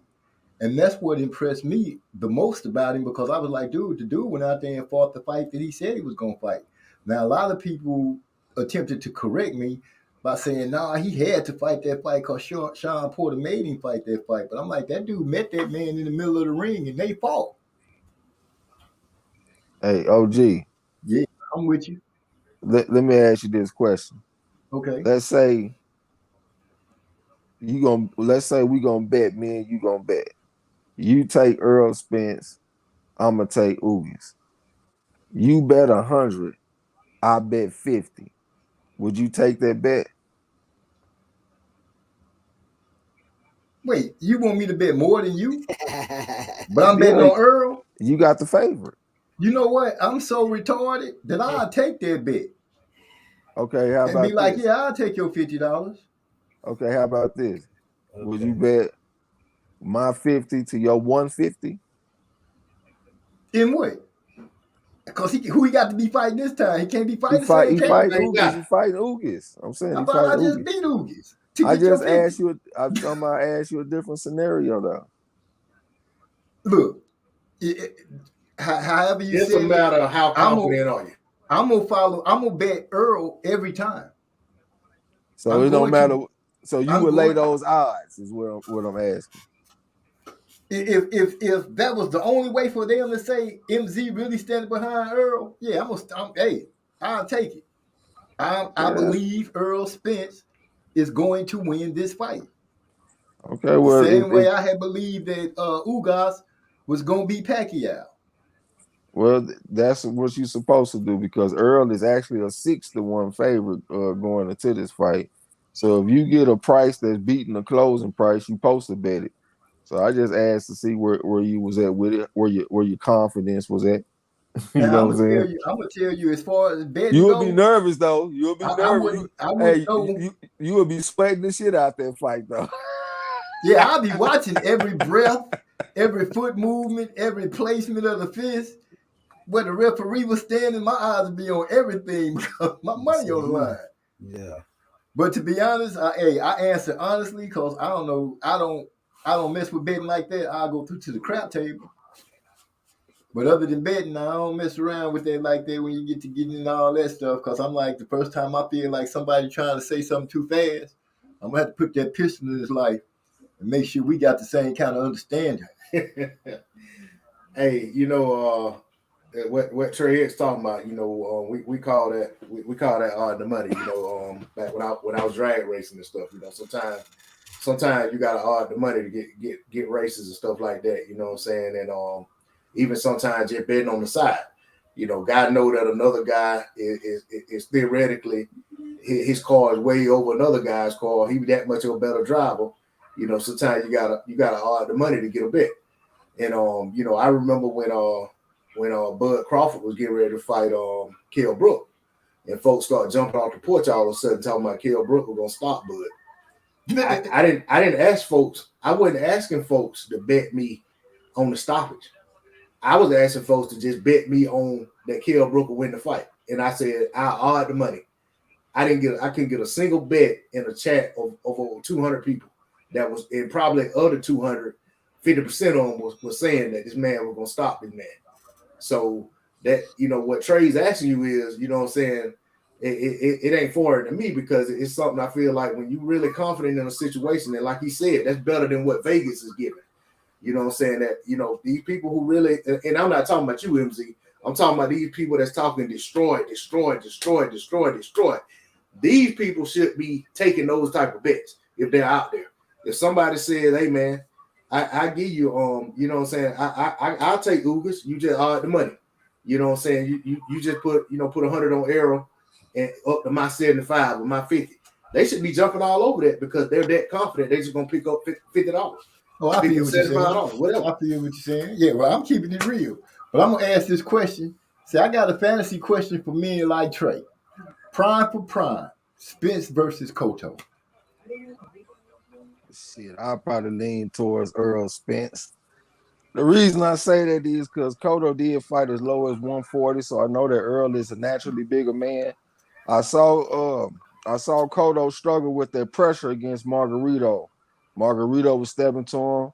That motherfucker Earl gonna be bringing that pressure to him behind the jab going to the body. I saw that Cotto had a little trouble with that southpaw stand from Austin Trout too. Shit, what is Earl Spencer's southpaw? I think it'll be tough. Judah too, Trey. I know he did stop Zal Judah. He had some problems though. Yeah, I know Zal will fight back. But just stylistically, I think I like Earl Spence in that fight. Are we sure that we've seen Earl in his prime? Hopefully that we ain't get a chance to miss it. That's what I'm saying. So, we don't even really okay, it's a fantasy question. So yeah, okay, you there you go. I'm tripping. My bad. Coach. Hey, and even when you talk about Cotto, man, I even look back at 140, man. I look at that Ricardo Torres fight. You know what I'm saying? And I look at I think it was who's the other guy that he had some Mosley. Look at the Mosley fight. You know what I'm saying? Mosley wasn't in his prime when he fought Miguel Cotto. You know what I'm saying? That fight came down to like the last round. You know what I'm saying? So to me, I just feel like Cotto will have all kind of problems with a guy with the physicality of Earl and a guy with the volume punching and precise punching that he brings to the table. I think a lot of people felt like Sugar Shane whooped Cotto, bro. I did. I thought he won the fight, but I was like, maybe I'm biased because I like Sugar Shane. You know what I'm saying? Yeah.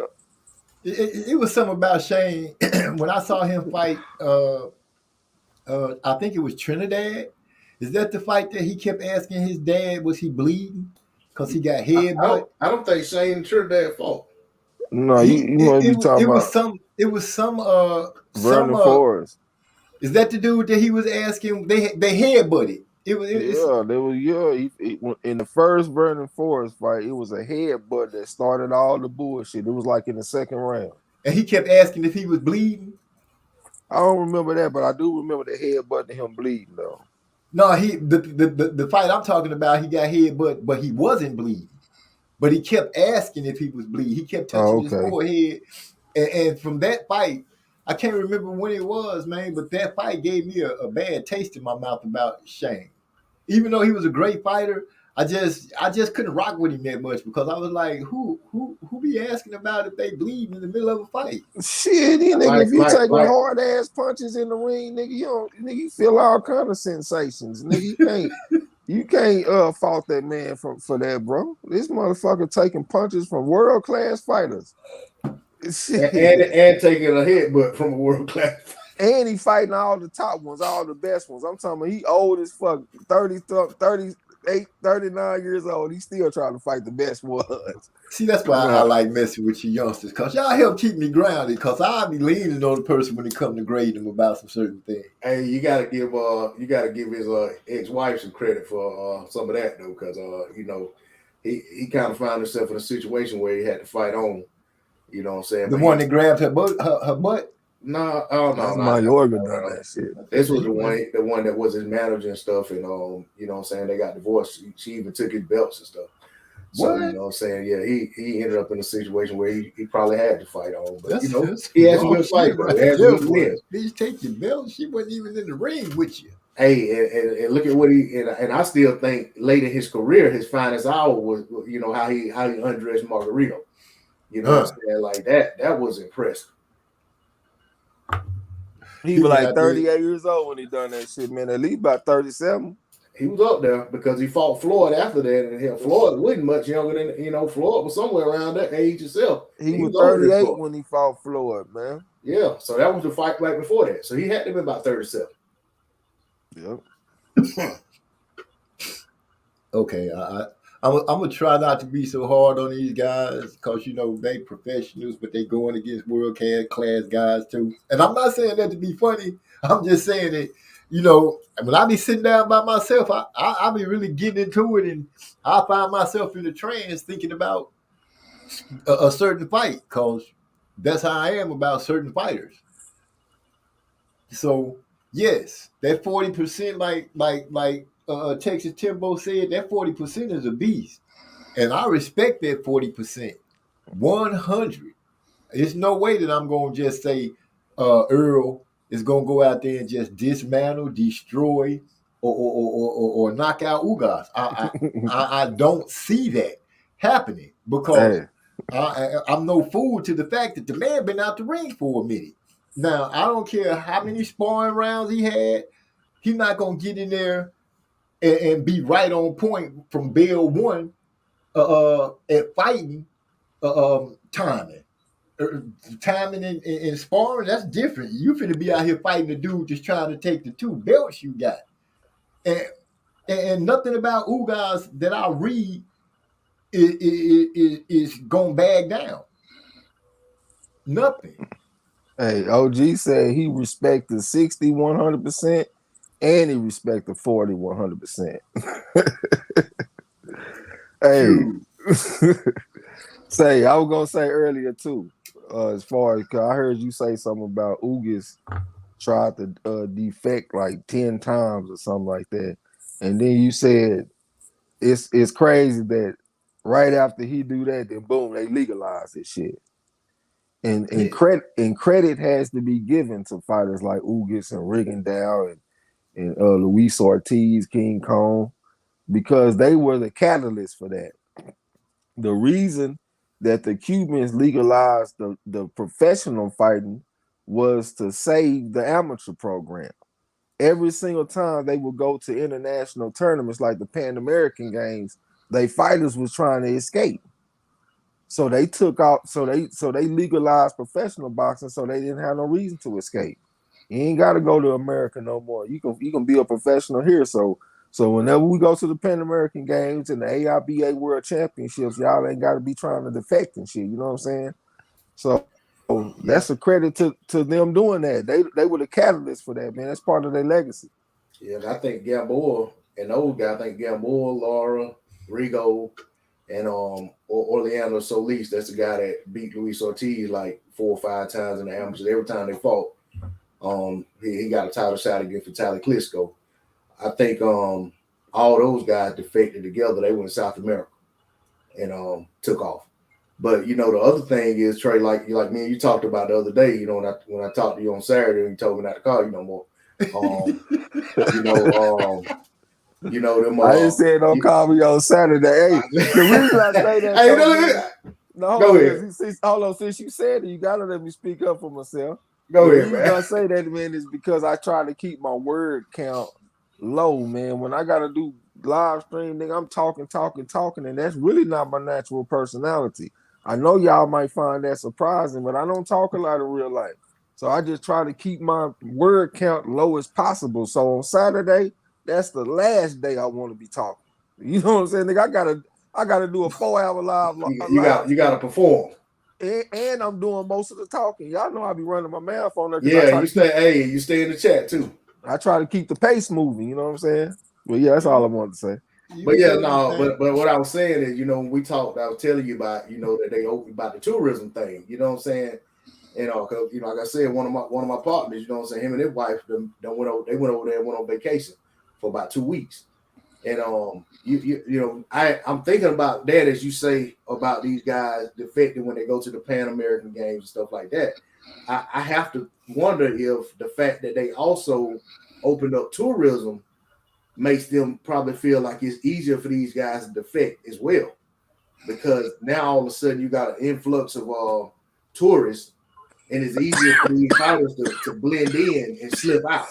You know what I'm saying? Because you got a lot of traffic coming in, you also got a lot of traffic going out all of a sudden. Hold on, Marlo. I mean, my bad. That's a square business. It sounds like they got him. We got him over there, beating him up. I thought I had this shit on mute. God damn, my bad. Yeah, I hear you though, my nigga, about the tourism and shit. But yeah, I'm just saying, you know, because you got an influx of people coming in for tourism, where those people got to leave, and more people coming in and leaving, and just the other. So it will be easier, easier than ever for those fighters to blend in and not necessarily have to try to defect by water. Find a way to, you know what I'm saying, blend in, and you know what I'm saying, and they could also be in contact with people from America that's coming posing as tourists that are going to help them defect. See what I'm saying? I feel you on that, but at the same time, I'm not trying to take away from the credit that, you know what I'm saying. I agree 100% what you're saying about these fighters. They deserve their credit, and you know that they are the catalyst for it. I'm just saying that I think that it's also probably easier for these guys to defect now than it was in the past.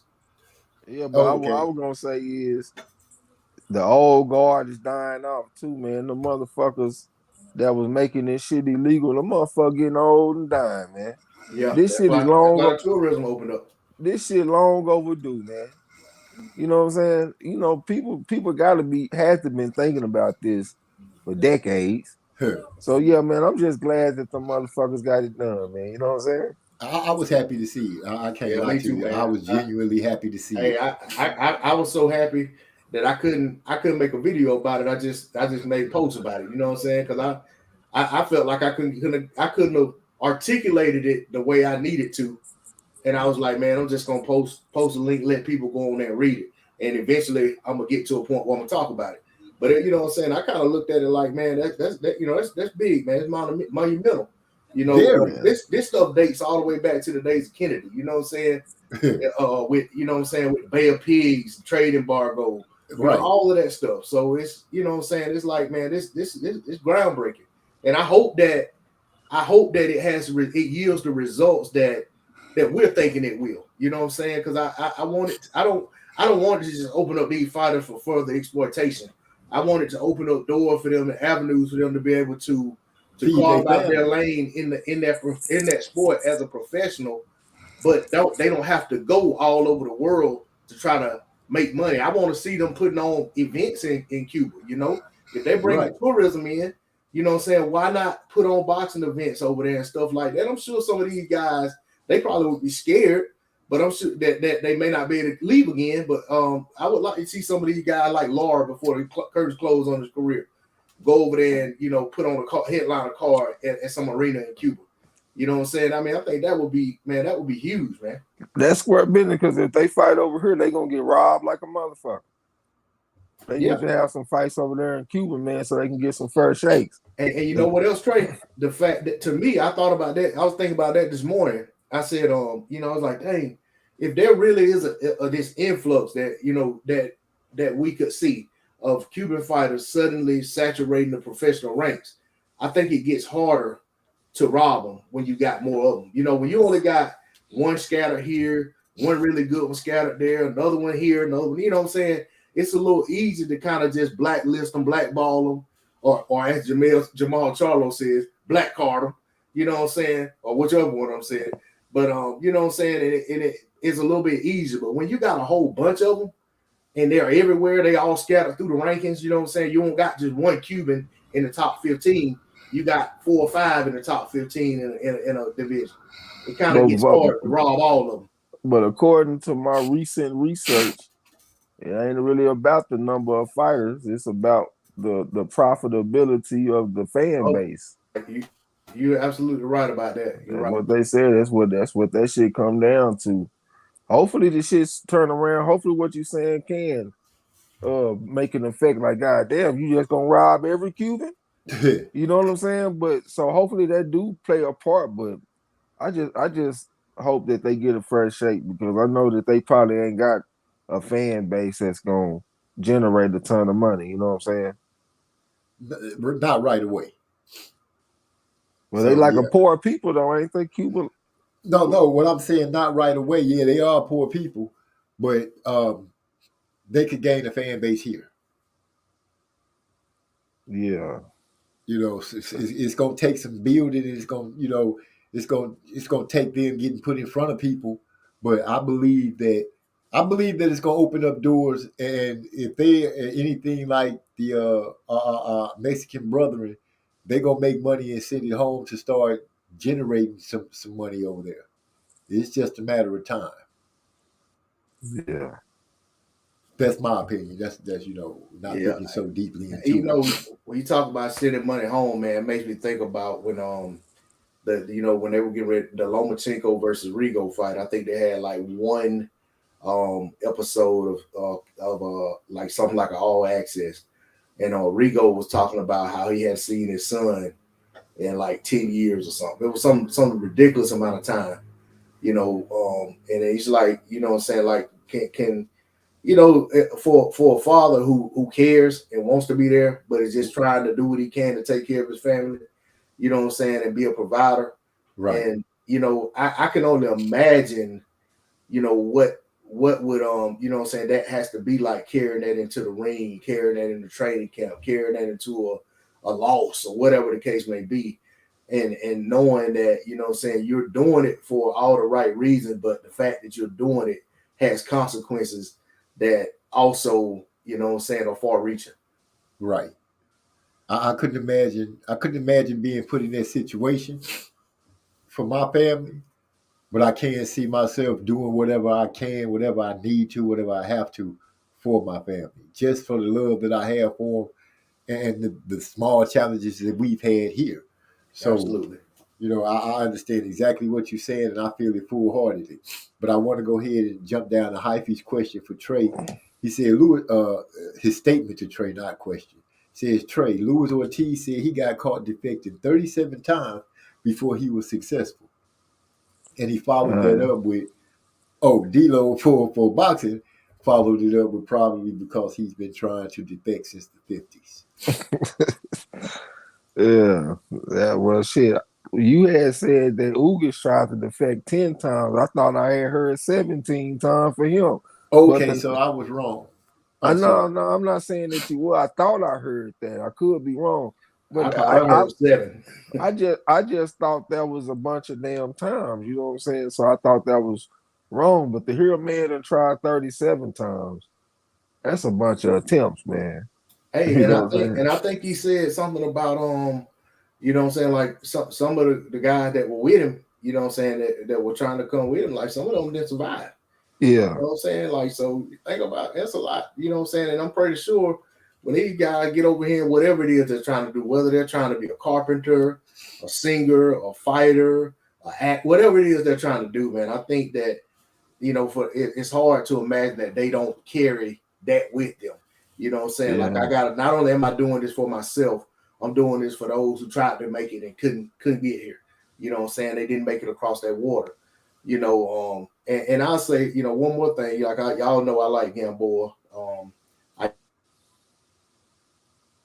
Oh no, you muted yourself. You got raptured. Yeah, hey, I'm back. My bad. The Lord sent me back. Y'all know I like yeah, he sent me back. He rejected. But yeah, I like Gamboa, right? You know what I'm saying? And you know, I used to not be a fan of him. I thought he was too arrogant, cocky, all this. So I was always pulling against him. You know, and eventually, you know what I'm saying, the guy won me over. I like his determination. I like him, his willingness to get up off the mat and get the job done. You know what I'm saying?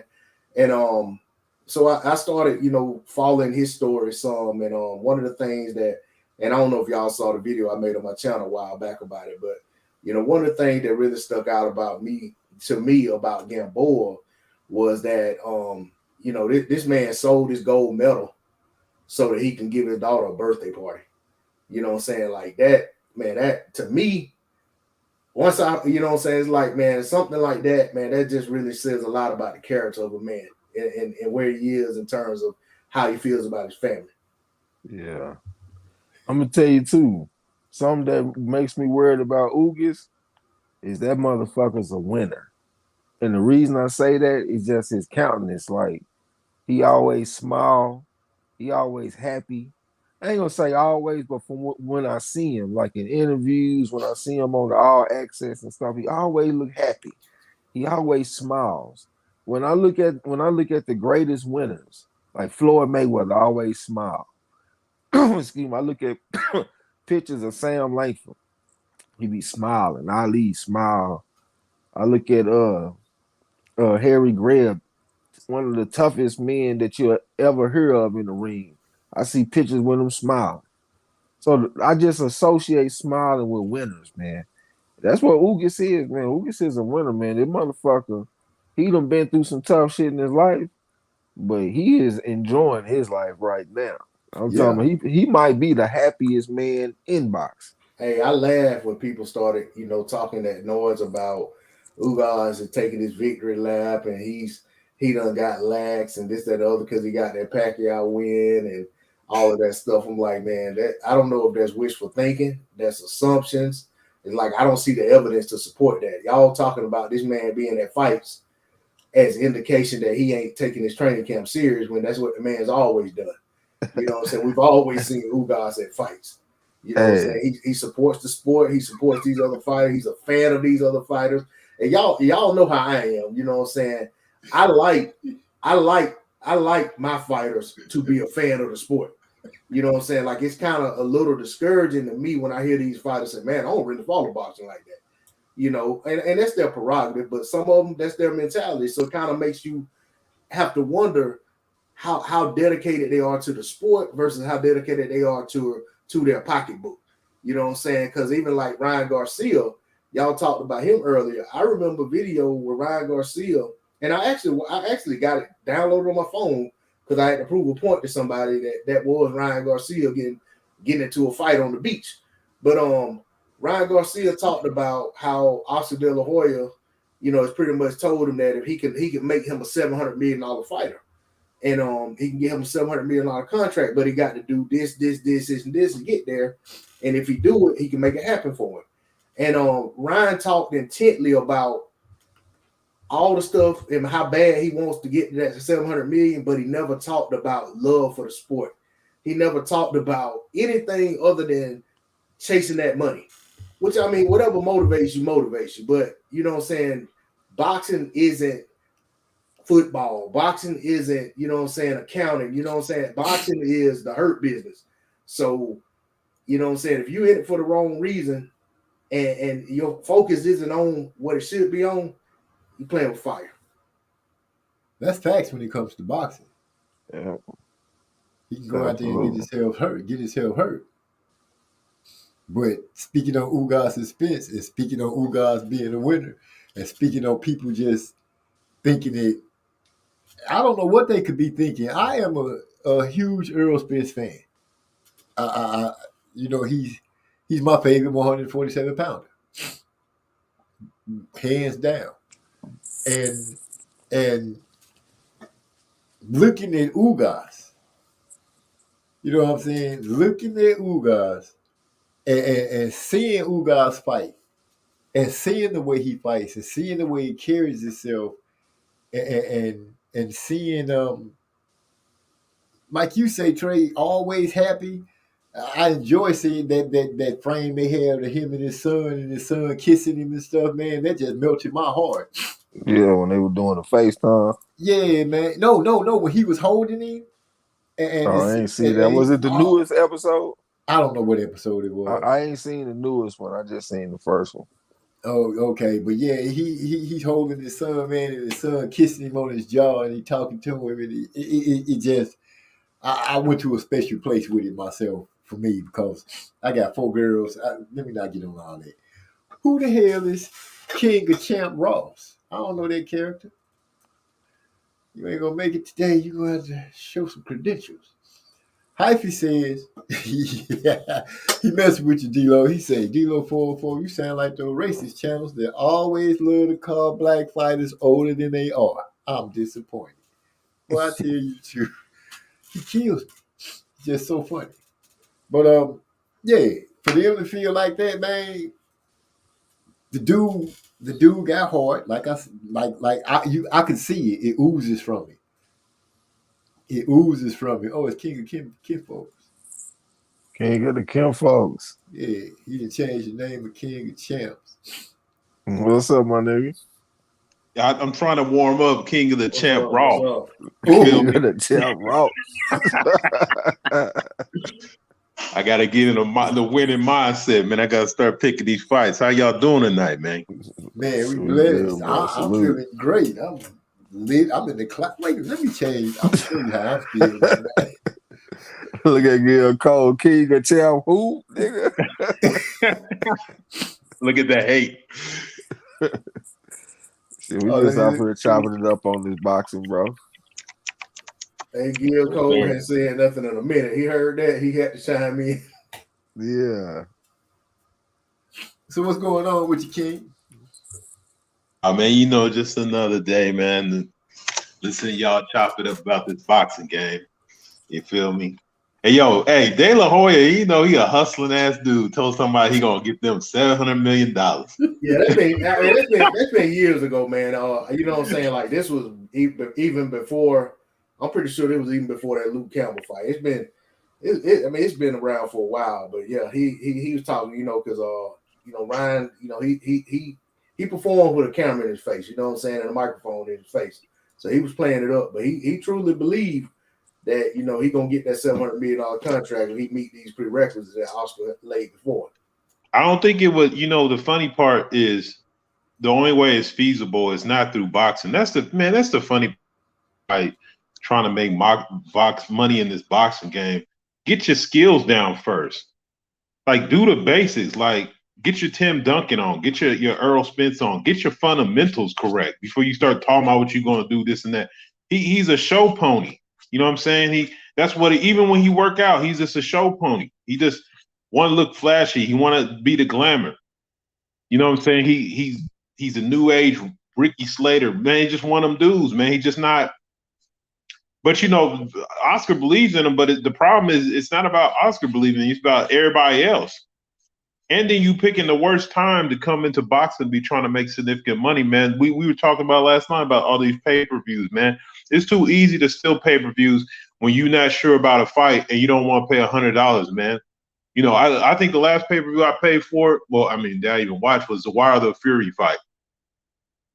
But some of these rest of these ones, man, that Trey X is my, you know what I'm saying? Trey X is my key to the fights. You feel me? Hey, I feel you. Right. Yeah, it done been a few of them that I didn't bother to buy, man. I was like, man, I'll just go in and listen to Trey X, man. You know, let him paint that picture for me. Probably gonna be more enjoyable anyway. You know, it's like gonna be more enjoyable. Hey, I couldn't watch Ariel. I couldn't pay for Areola and what's my man Andy Ruiz. Yeah, Much as I like Areola, I couldn't do it. You know, I like King Kong Ortiz. You know, I couldn't shell out the 25, 30, whatever it was. You know what I'm saying? I just said, man, I can't do it. You know what I'm saying? If I was calling fights or something like that, then that'd be a different story. But you know what I'm saying? Like just for me to watch a fight that I know should be on regular cable, you know what I'm saying? Like I just couldn't do it in those situations, man. You know what I'm saying? And then like I kind of felt bad, but at the same time, you know what I'm saying? Like, no, man, these people, they want to pay these guys, they feel like these guys need some money, need to get paid. They need to pay them. You know, I ain't gonna be shelling out $30, $40 here and there like I'm giving these fighters an allowance. Man, forget that. Yeah, I'm gonna pay for the Spence fight. You know what I mean? That's to me worthy of me paying some money. That's a different caliber fight. You know what I'm saying? Yeah, that's what I'm saying. That's what I'm saying. That's why I'm rarely picking. But I'll be honest with y'all. You know what I'm saying? I'll be honest, and you ain't gonna catch me on my channel lying about it later on. I'm not gonna buy Spence Ugas and then turn around and buy Tank Davis and pay for Canelo too. Somebody fight ain't getting my money. You know what I'm saying? That Tank Davis fight, man. I'm sorry, like, yo, that's like, this is the thing about it, man. And PBC was on the right track before it, you know, it started getting undermined by everybody. Because you got to think a lot of their biggest fights we were watching were free because they were building the brand. Tank, man, that's a free fight, bro. And the funny part is the amount of money that Tank is making, like, you know, because everybody don't realize that, you know, everybody was talking shit about PBC paying Canelo all that money. But people don't realize that shit didn't come out on PBC fund. They raised that money off sponsorship. They didn't even really use no money. So if you can get $3 or $4 million out the mud like that for Tank, put that shit on Fox, man. I don't understand the point of putting it on pay-per-view just because he's been on pay-per-view, and it's getting stupid, man. Like, it's just the streams are too good, man. I'm sorry, I'm not paying no. I don't know what it is. It's probably gonna be $75. I'm not paying no $75 for no Broly matchup. But you know, I just have to refresh my browser every fourth round. I'll just keep it real. But you know, it's gonna be harder to get and I don't mean this is any slight or any disrespect, any shade toward the brother, you know, but it's gonna be harder to get sponsorship money for Tank Davis with the things that he has going on outside of the ring. You know what I'm saying? So, you know, that they have that dynamic to deal with. You know what I'm saying? And honestly, outside the ring, man, Tank stays in court, MZ. Hey, that's something you gotta give Mayweather credit for, because he shields a lot of that. I mean, he got a bunch out there, but it's not the main story about him. He shields a lot of that trash in his life, bro. I mean, people don't like, you know, people can say what they want. I don't know what kind of relationship they got, but yeah, Tank do always got something going, but that's not the narrative. If even you notice at the press conference, that's not the first thing, like, oh, are you gonna get over this situation that you're in court for? They don't even bring it up. Yeah, it's amazing when you say when you mention that. You know what I'm saying? Because in most cases, with you know, that's gonna be the first thing they bring up. Even with Floyd, you know, when Floyd was going through his different situations, even when it was behind him, people would still put a mic in his face and ask him about it. Can I say something? So that would attest to Floyd learning how to put blocks up against something like that. Because, like tonight, King of Champ Ross said, you know, it's amazing that it hasn't been a narrative. And you would have to attest that to his promotional company, the guy that's supposed to be protecting him and looking out for him. So if that be one of the things that is taking place, then damn, Floyd, as far as protecting Tank's brand, if that's what's going on, man, he's doing a hell of a job. Because he's protected it so well that I have to say I'm amiss at the fact that I didn't know that he was still having troubles. You know, I knew about the stuff that happened like earlier in the career, but I didn't know his ass was still doing dumb shit. Yeah, that's a testament. That's what I'm saying. That's a testament to him keeping it clean, because you ain't no casual. You a hardcore, and you didn't know about that stuff. But like I said, so that. There's things, look, I think low-key, I understand people want to bring up all the petty stuff about Mayweather and this and that. And look, man, sometimes the old dog shine. But yeah, your battery's running low. Follow him or so, like, I can't think. It sounds like he coming up for water, air, and drowning again the way his internet going in now. Oh, that's me. Boom. Oh, my bad. Hey, hold on. Let me switch out onto my other thing. Hold on, man. Gee, I thought he was drowning for a minute. Going up, breathing fast, going up. It was sounding horrible. I was about to get on his internet bad. I don't know what you got that wind up internet. Hey, don't be hating, man. That AT&T slow down around this time. I got AT&T. But shit ain't doing that. Are you still there? Hello. Yeah, no, I'm still there. I'm just switching up. I'm on my phone, so I'm gonna go on my computer.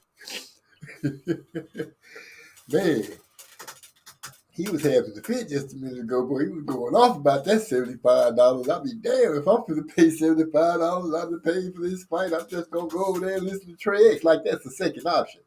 I don't pay for the fight and listen to Trey X. I don't want to hear them talk about it. They be lying. Oh yeah, I'm gonna be over with Trey X regardless. But my point, you know what I'm saying. But hey, I don't have to see the fight. You know what I'm saying, to enjoy the fight. That's my point. See, they be lying like a motherfucker. Huh? Yeah. Hard right here. That shit bitch like a motherfucker.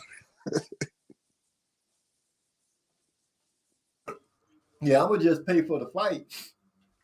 And then I'm gonna switch on over there to Marlowe's Corner and listen to Trey X do his thing.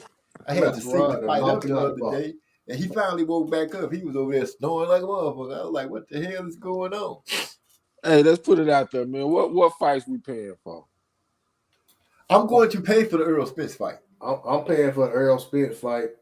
Full stop. That's what they say. I'm not going to pay for the Tank fight. I'm paying for the Spence Ugas. I ain't paying for a Canelo fight because I don't rock with Canelo like that. Yeah, I don't like Canelo. And plus the zone, you know what I'm saying, the zone running game anyway.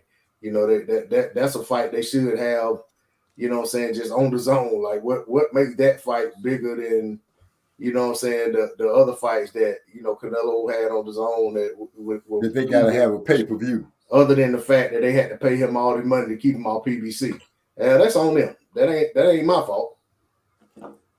So Trey X, if they call him, if two, you know, 9-0 or a 9-0 and 11-0 fighter fight each other, and you rather call that fight than the Canelo fight and keep the money in your pocket, we'll support it. Yeah, I got you. I got your back because I wouldn't care. You never called the Canelo fight. That's how I feel about that dude. Just because of the way he acted, you know, he not giving us anything to want to see. He acting like a straight up diva. And I like the fight. I do like the fight, but I don't like it enough to pay whatever kind of money they ask for. And this might be the night. That might be the night that what's his name? Bill will whoop his ass. That's gonna be the night. That's the reason I want to be there, because I'm like, man, I'm not just huge Canelo fan, but the fight that he might get his ass whooped, I do kind of want to be there. You know what I'm saying? Hey, I already have been there, seen it happen. But I'm talking about a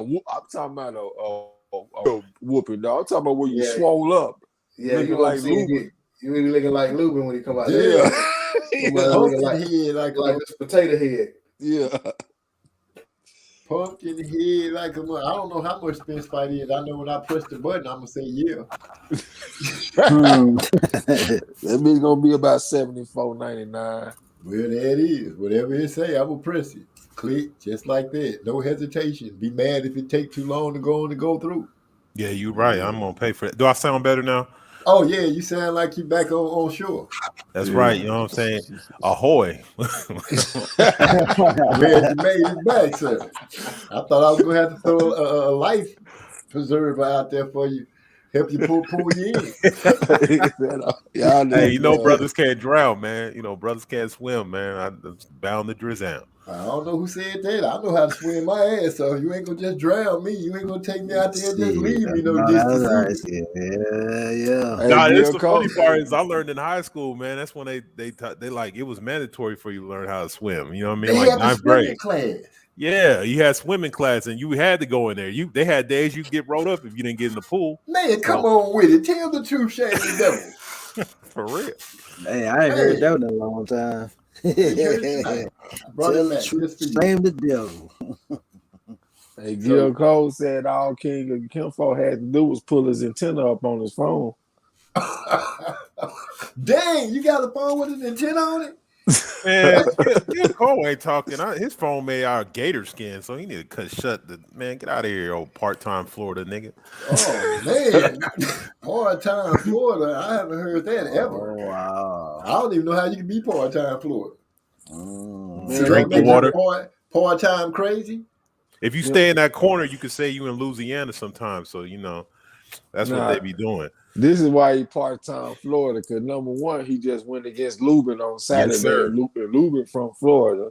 Ooh. And number two, he don't get none of the Florida fighters' questions right on the trivia like Keith Thurman. No, That's right. I always That's come in there exactly and get them reason I right. said that because of Lubin the other night, and like you said, the trivia. Hey, Gil, you need to come on in, Rick. I didn't realize this until you know what I'm saying, until I started interacting with Gil Coles on you know, on YouTube and stuff, on Facebook or whatever. And you know, knowing he was from Florida, and I was like thinking, like, man, like most of my favorite fighters of the last, you know what I'm saying, like throughout, you know, my teenage years to now, you know, a lot of them come from Florida. You know, like when Winky Wright was fighting, he was my favorite, you know what I'm saying, in his division. Roy Jones Jr. I like Lubin. What's the other boy from Florida that I like that Keith Thurman, nigga. Nah, I didn't like Keith Thurman. I ain't never liked Keith Thurman. Nigga, you like Keith Thurman. Andre Berto. Andre Berto. No, I ain't never liked gonna force Keith in your lap. You gonna take Keith, damn it. You No, like hey, I could have hey. sworn this nigga told me he like Keith Thurman. That's No, why I wanted man. to- Never been a fan Yeah, of you know Keith he was Thurman. watching that highlight commercial they had with Keith Thurman talking about this next fight, talking about it's all mine and this me. No, I don't, should have hey, stuck I in don't- there. I don't be paying Captain OG Reed more no attention. Captain OG Reed, boy. That's who he is. Okay, hey, that's who he is, Gil Cole. Hey, Gil, you ain't gonna get on here and protect your favorite fighter? Man, Gil know when Keith get back into a corner, he just start talking this parables and soliloquies and all kind of stuff. You know what I'm saying? Just trying to talk his way out. Basically, he'll talk up so far around the question, the person asking the question done forgot what they asked. And then we talking in haikus and all kind of shit. Yeah. Keith Thurman mess around, throw an elbow out. That's his last go-to move. Oh, my elbow. Gil Cole said everybody was once a Keith Thurman fan. Not I, sir. Not I. I wasn't a Keith Thurman fan because I could honestly say, to me, he did Earl Spence like Shane Mosley did Floyd Mayweather. When they asked Shane about fighting Floyd, and he said he had a toothache, he had to go to the dentist. You know, I'll say this, man. I never liked the guy. You know what I'm saying? Like, never really been a fan of his. But I will say that I used to try to support when I knew he was fighting and stuff like that. I try to watch the fight because I knew that they were building this guy to be, you know what I'm saying, that he was supposed to be the guy to take over the division or become one of the linchpins of the division. So I was always looking to see if I could see what other people were saying they saw. And I knew that, you know, he was in the circle with Winky Wright. Dan Birmingham was his trainer.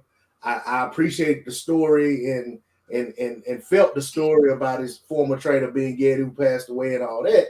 But just, you know, Keith himself as a fighter, you know what I'm saying? He never pulled me in. You know what I'm saying? It's like I saw more things that I didn't like about Keith, even in the ring, than I saw that I liked about Keith.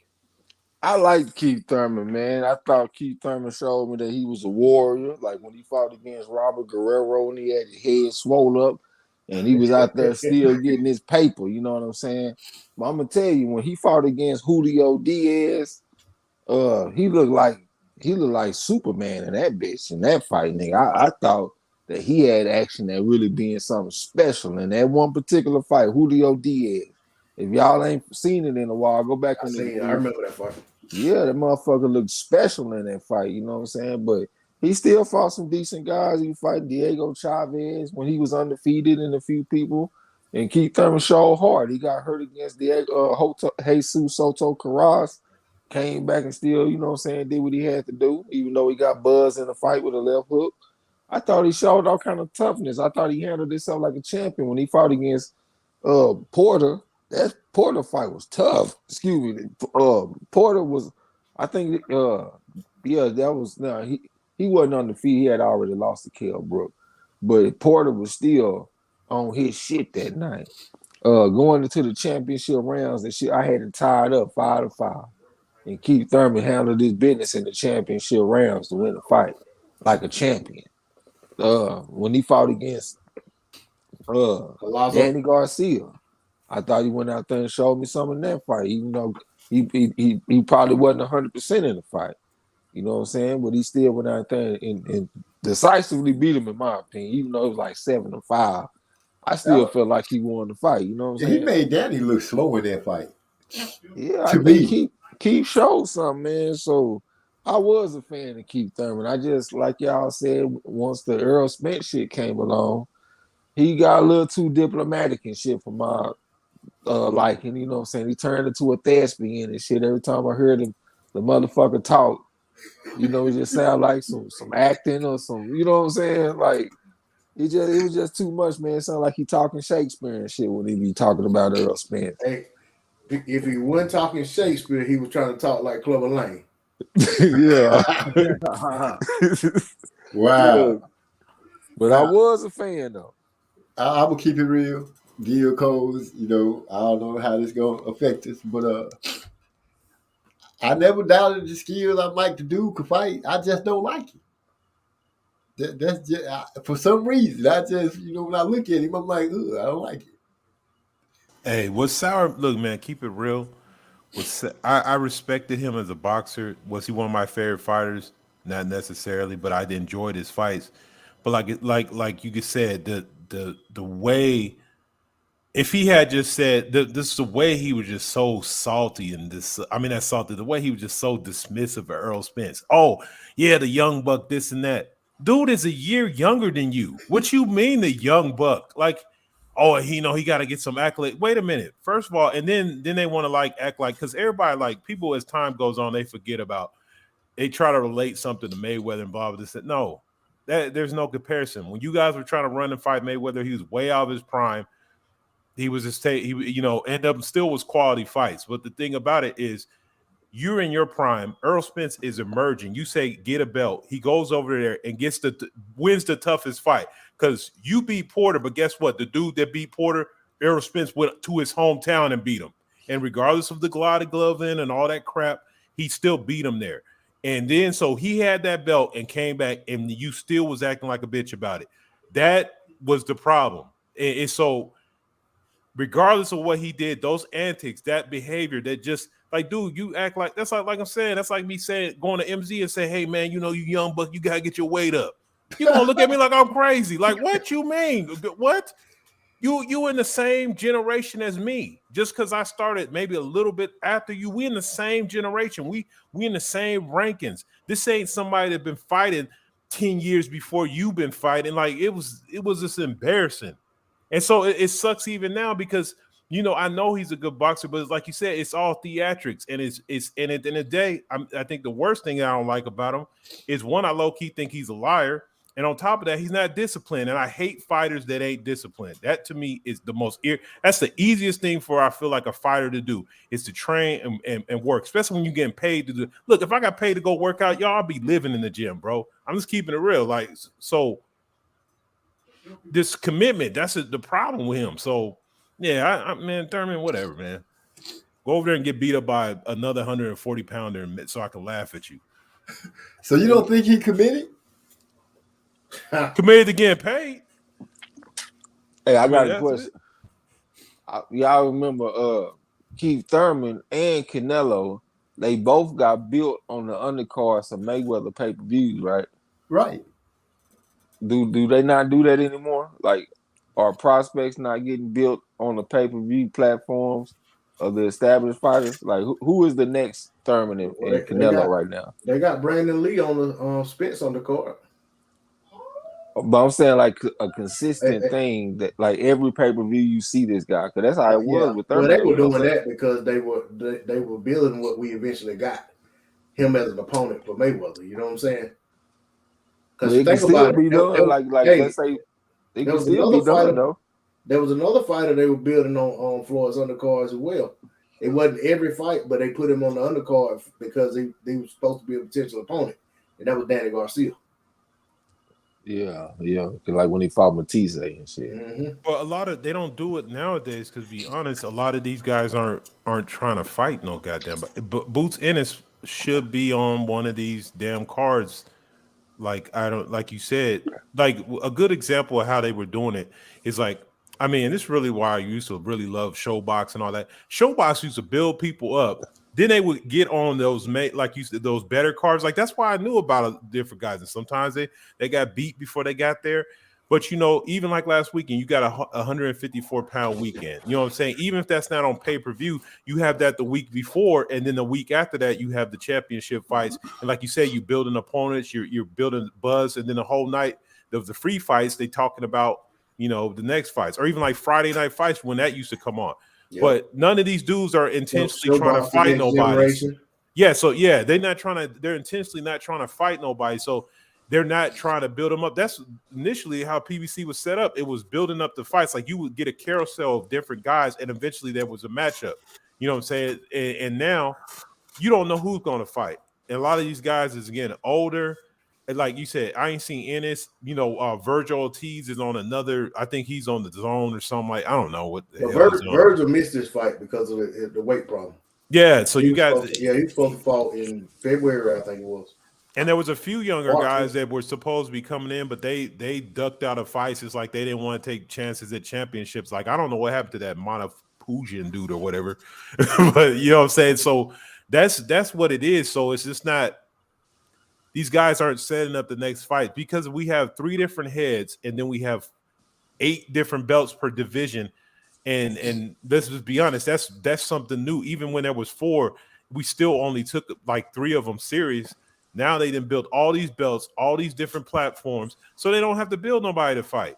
You know what I'm saying? It just doesn't. They don't do it because they don't plan on fighting nobody. And that's why I have respect for Danny Garcia, because that motherfucker Matisse had went out there and destroyed Lamont Peterson, and Danny was like, "Shit, I want to fight that motherfucker." And they went and he fought him on that pay-per-view with was it Mayweather and Canelo? Yeah, that shit was a super pay-per-view for modern day standards because of the willingness of Danny Garcia to fight somebody. You know what I'm saying? And that's why I was so disappointed when Danny was talking crazy when Errol Spence Jr. was trying to get fights. He was making excuses too.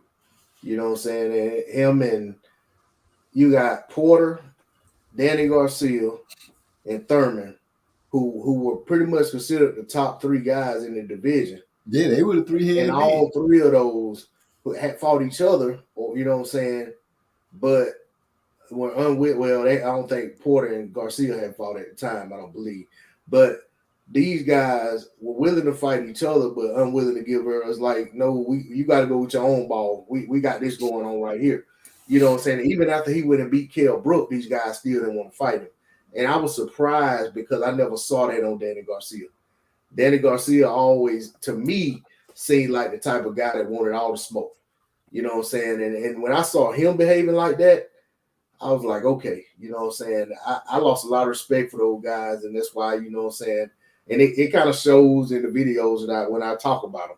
And even with with those guys eventually fighting Spence in Porter and Danny Garcia, they only became interested in fighting Porter after that Michael Garcia fight. When they saw what Spence and Mikey Garcia did, when they saw what Spence and Mikey Garcia did in terms of the numbers, the gait, and all of that, then all of a sudden they're like, oh yeah, I'll fight him now.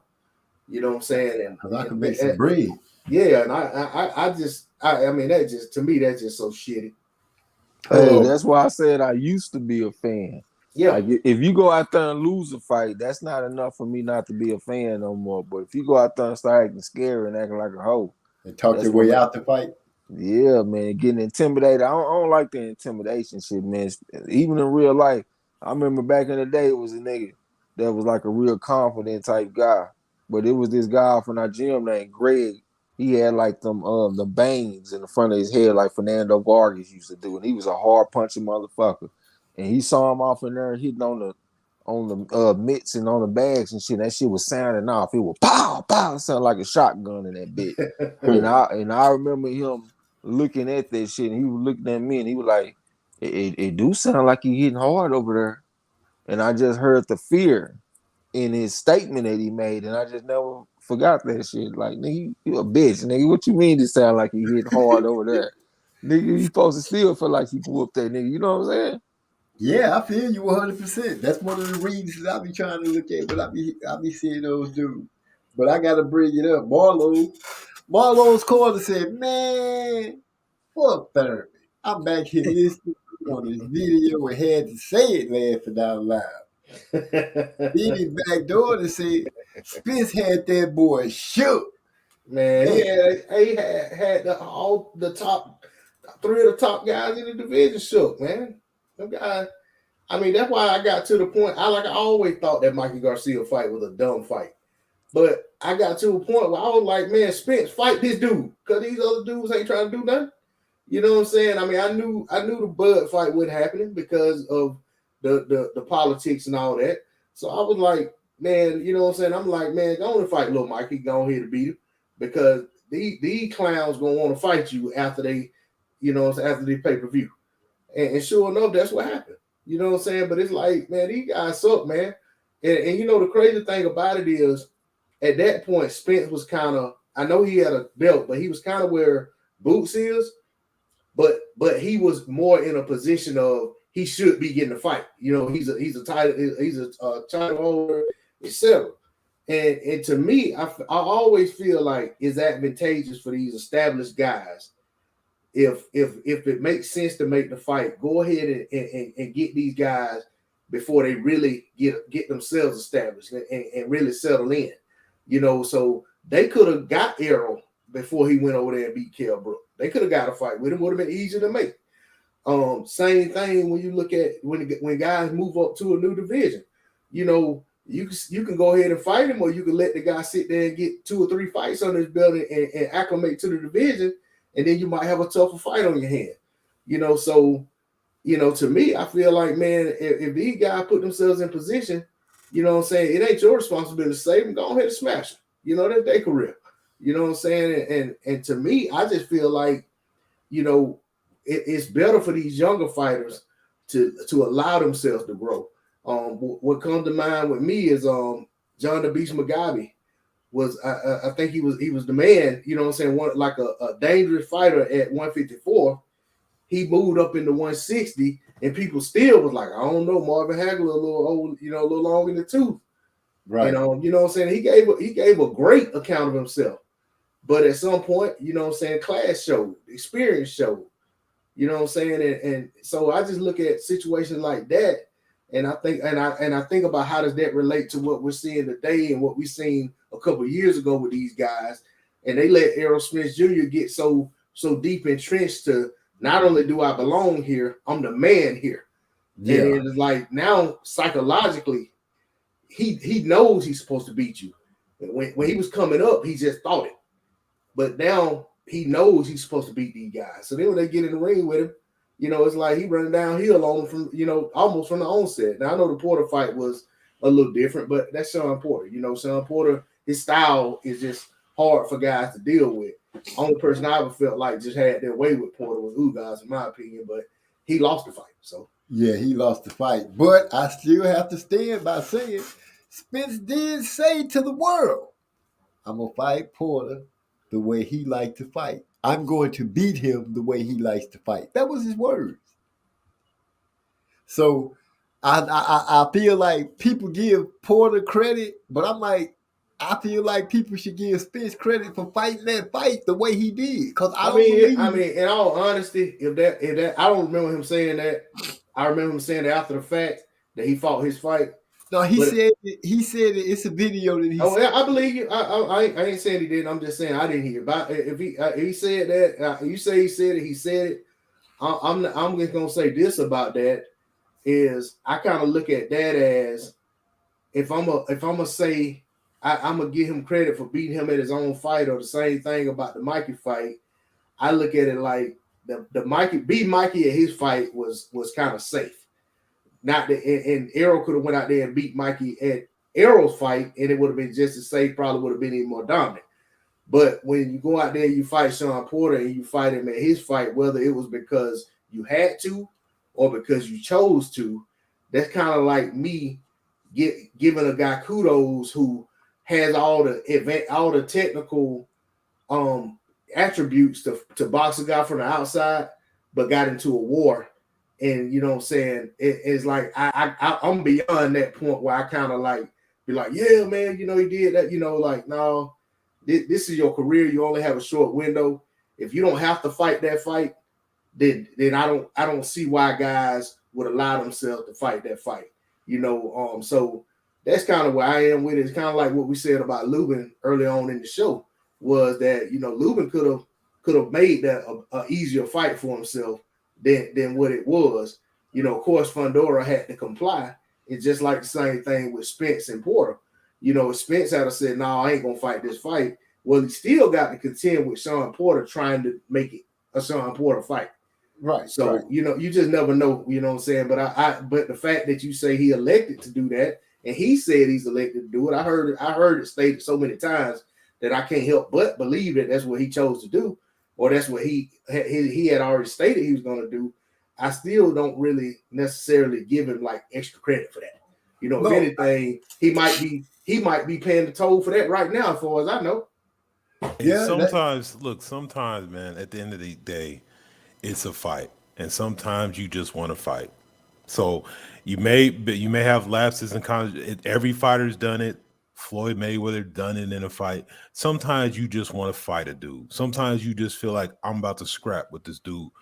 I don't give a damn. Now, so, like I said, it's 50-50. Sometimes you get your ass whooped. Sometimes you whoop some ass. But at the end of the day, these dudes is fighters, and that's we are all be like you just some days you just want, hey man, I want to fight this dude. I'm tired of this crap. And you just fight. Mm-hmm. And some of the stuff goes out the window. And like I said, sometimes it don't work out for you, you know. Yeah, I think about the Cotto Mayweather fight where Mayweather fought in the trenches more than we were used to seeing him fight.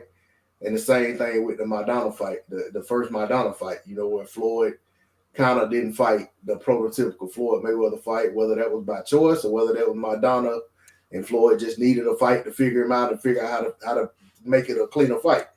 Whatever it was, on the outside looking in, it wasn't, you know what I'm saying, it wasn't advantageous to Floyd to fight that particular fight on that particular night, but he still got the win. But he got the win with people making all this, you know, he really lost that fight or blah, blah, blah, all that nonsense. When Floyd could have, theoretically, you feel like Floyd could have done it so much cleaner even the first time. Well, you know what that stems from, man. It's like watching a basketball team that wins every game by 50 points, and then they win one game by 10, and they're like, oh, they lost that. No, it's just they didn't win by 50 points, bro. Right, like the dream team. When the dream team be there, they go out there and they have a game where they only win by 20. They ain't gonna beat Brazil. And you just got people sitting around that like I said, that just want to critique things, and that's probably what it is. A lot of fighters make it mucky. That's the thing about Porter fights and stuff like that. He makes, you know, he can make a dude that probably would have normally won 8-4, 9-3, makes it look dirty, and so they're like, oh man, blah blah. But the same way is vice versa, because it works against them too.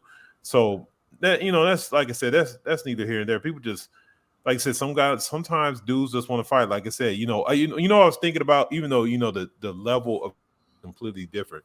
When I watched Lubin fight the other night, I was thinking of Meldrick Taylor. I'm like, look at this dude right here. It's like, because Meldrick Taylor was one of them dudes he was an excellent boxer, but he just wanted to fight. And you see what it's done to him in the long haul, because the dude can barely speak now. Like, it's sad. So, you know, that's just, some dudes are like that, bro. Lubin, to me, seemed like, just me seeing it, he just didn't seem like he was prepared for the amount of pressure that dude put on him. And when he tried to fight his way out of it, the dude's resilience was remarkable. Fundora just kept coming. He just wouldn't stop. And it just wore Lubin down. Lubin started taking and accepting punishment. I don't know if it was about preparedness. I think and I don't want to say he underestimated. I think a lot of us underestimated Fundora. We're used to a brawler style. This dude does work behind a jab. It's not the sloppy coming in and just swinging with his chin out. Because the funny part is him being that tall.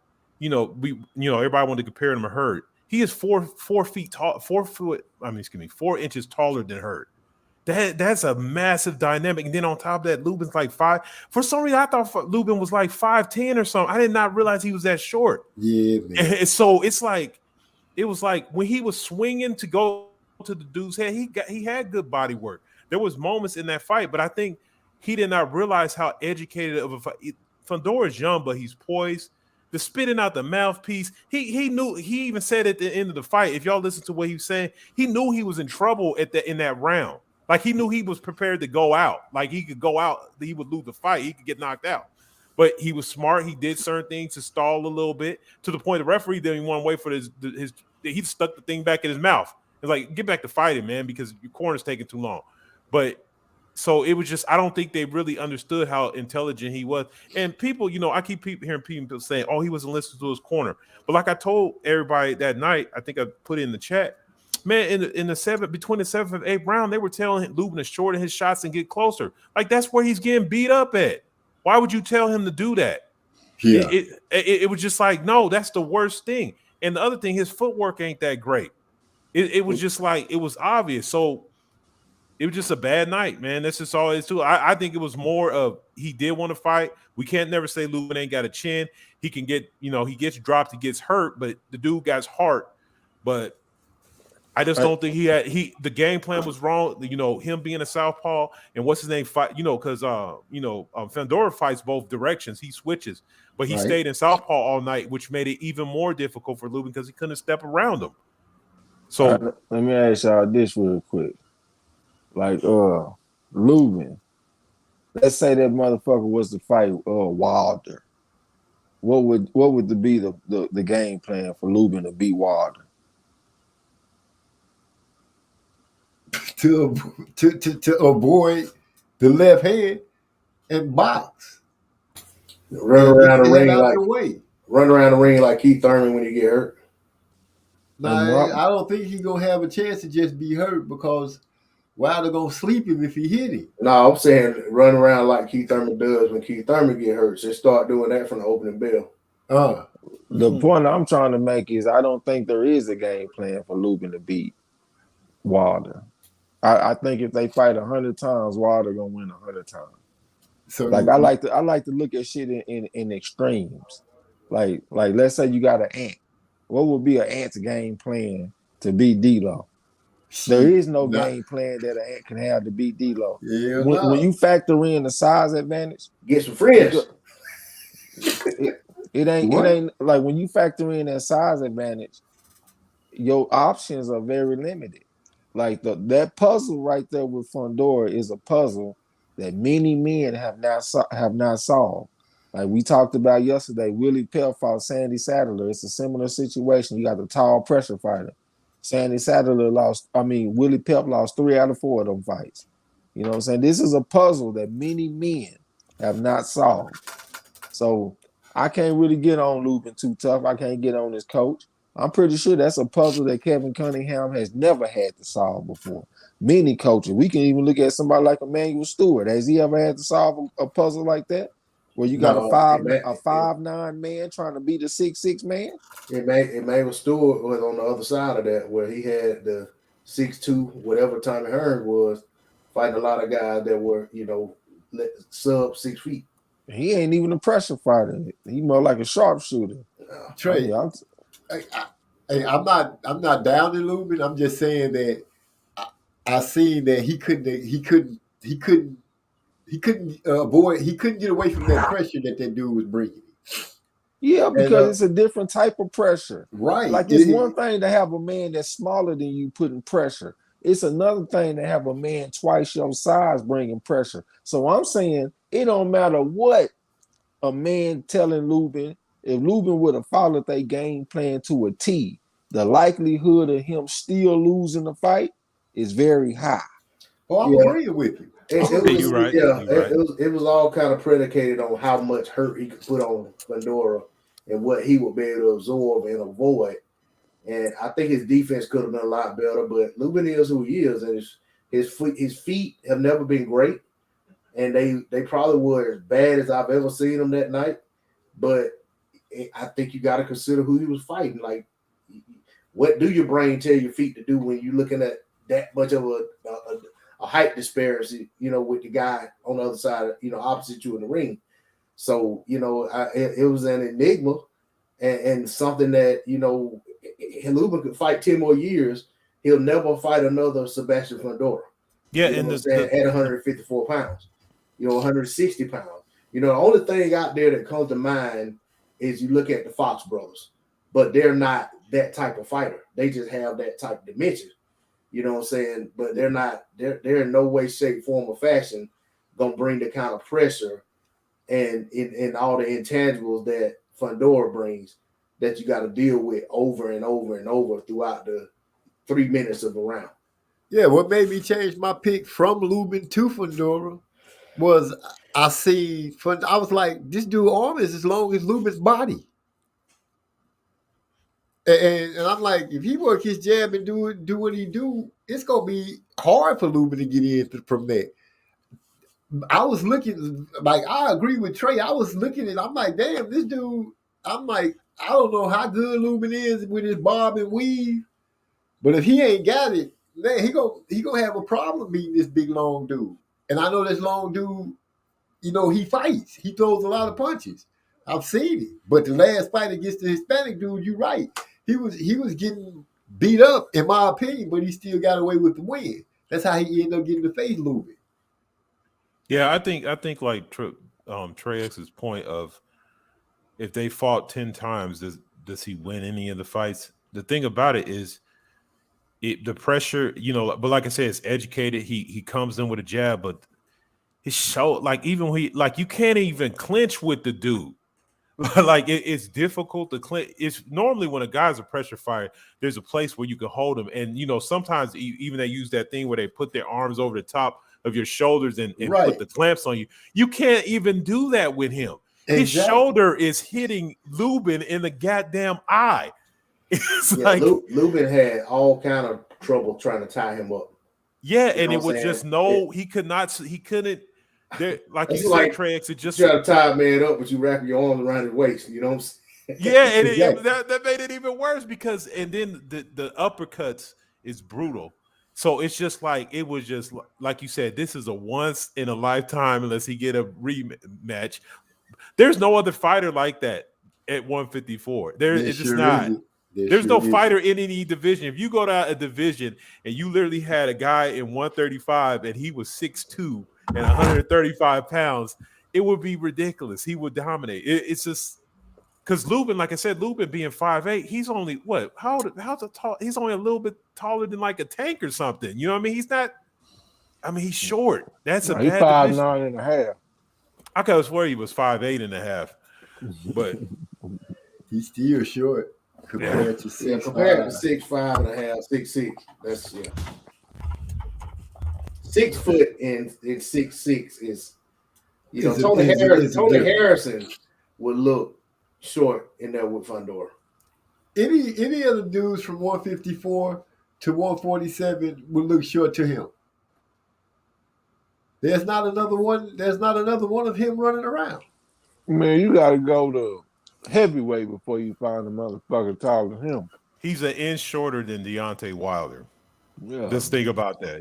And here's the funny part. He came in at 152. He's comfortable with that weight.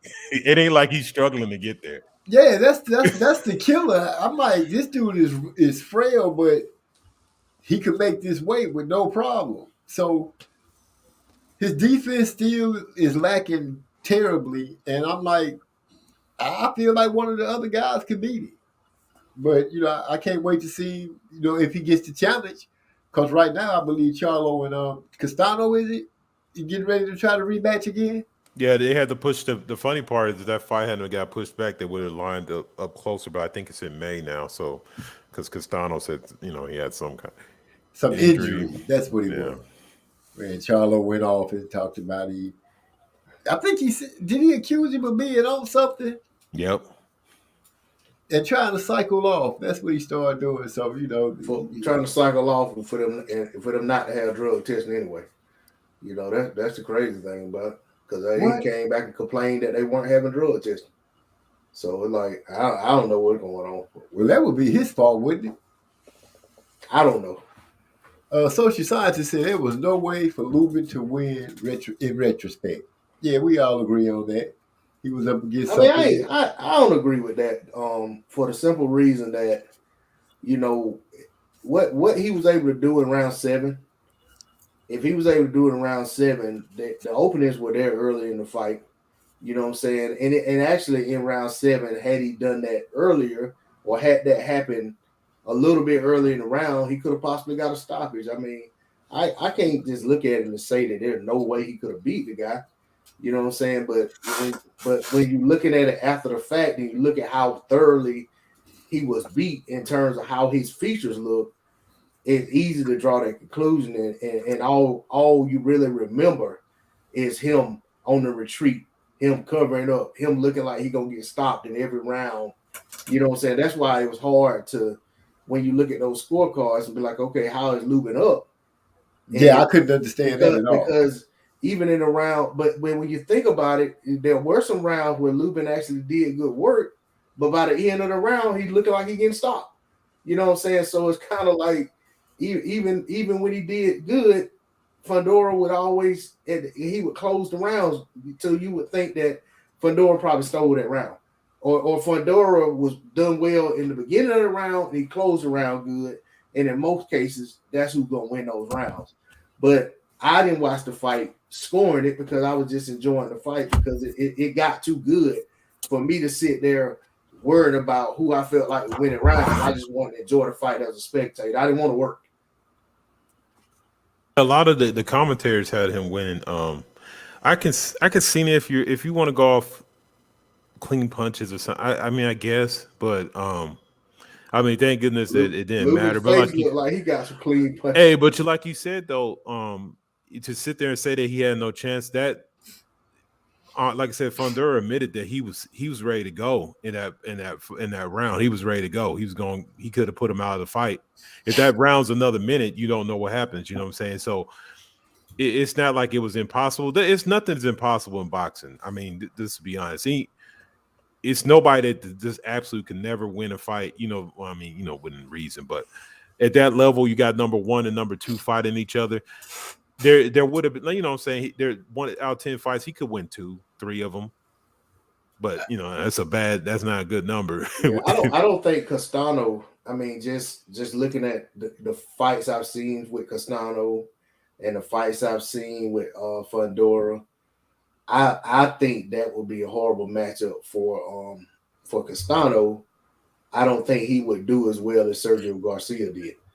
But I could be wrong. But you know what I'm saying? Just looking at the body of work thus far. But I mean, of course, that he these other fights that I've seen him fight, he wasn't game planning for Fundora.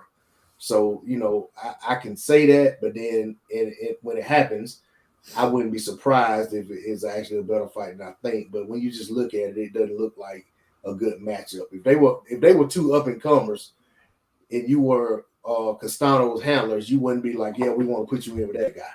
They'd be like, no, let's stay away from that guy and let's hope somebody else knocks him off and let's take this path right here.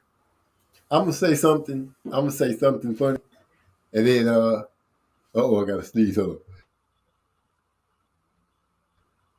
The way I look at it is, it's not impossible until it happens. Meaning, wasn't no way that dude was gonna beat him that night. If he was gonna beat him, it would have happened. And I just realized that it's 11 o'clock. I got to get up and go to work tomorrow early. So we're going to have to shut it down, my brothers. Wait a minute. Here comes King. There we go. Yeah, what's up, King? Oh, he changed his name. What's going on? Let me put him on pause just to make sure somebody ain't trying to pull a stunt around here. But it's 11 o'clock. I'm gonna thank the panel for showing up. Master Rod, I'm sure you're gonna go ahead and jam something on our way out. Yeah, I got the cipher, man, queued up. D-Lo, if you got anything you want to say, I appreciate you very much for coming on, Trey X. I see you tapped out before we can say goodnight, but I'm saying goodnight for you, my brother. King sister, he bounced back out. Saying goodnight to all you guys. D-Lo, you got anything you want to add? Yeah, man. I just want to say, man, good chopping up with y'all as usual, man. Hope to catch more of these live streams. Here to ride with you and watch the channel grow. Do my part to help you, get it to the heights that you want to get it to. And you know what I'm saying. Like I said earlier in the show, I turned 42 after midnight, and over here is 12:10. So I was able to rock out with the family as I gained another year of age. Hey, so amen, you know amen, man. That's a pleasure, man, and I appreciate you know what I'm saying, chopping it up with y'all, and hopefully we got many more of these to do going forward. Oh, we got to do it after the Earl Spence fight, but I appreciate you stopping, man. I'm glad you stopped through, and once again, happy birthday to you. I hope your day be just beautiful and go the way you want it to go. And with that, I'm gonna turn it over to Master Rod, and let him know what you're about to play, Master Rod. Hey, look here, man. I'm gonna take it out with the cipher, man. Hey, thanks you fellas for being on the channel, man, and I'm glad I was able to come back, man. So hey, here we go with the cipher, man. Right here out the Track Titan house.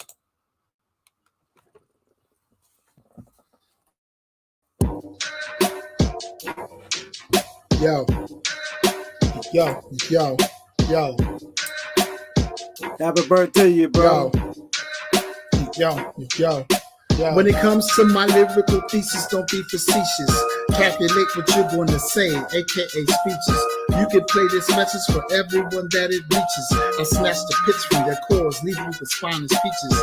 I drop landmines like storming no-meaning beaches. Wait while you recover, attack you while at your weakest. You a hypocrite like a sinner who always preaches. Talking about the Lord, but you really don't know who he is. We is judge and jury, fuck what your plea is. Stand trial, but C4 planet right where your feet is. Click the button, kaboom, blow you to little pieces. Have the courtroom smelling like burnt flesh and pieces. Jesus, ordering court, judge calling recess. Trying to understand if you witness the shit that we just. Your people upset cause that shit was kind of egregious. I've been over the top ever since I was just a fetus. Yo. I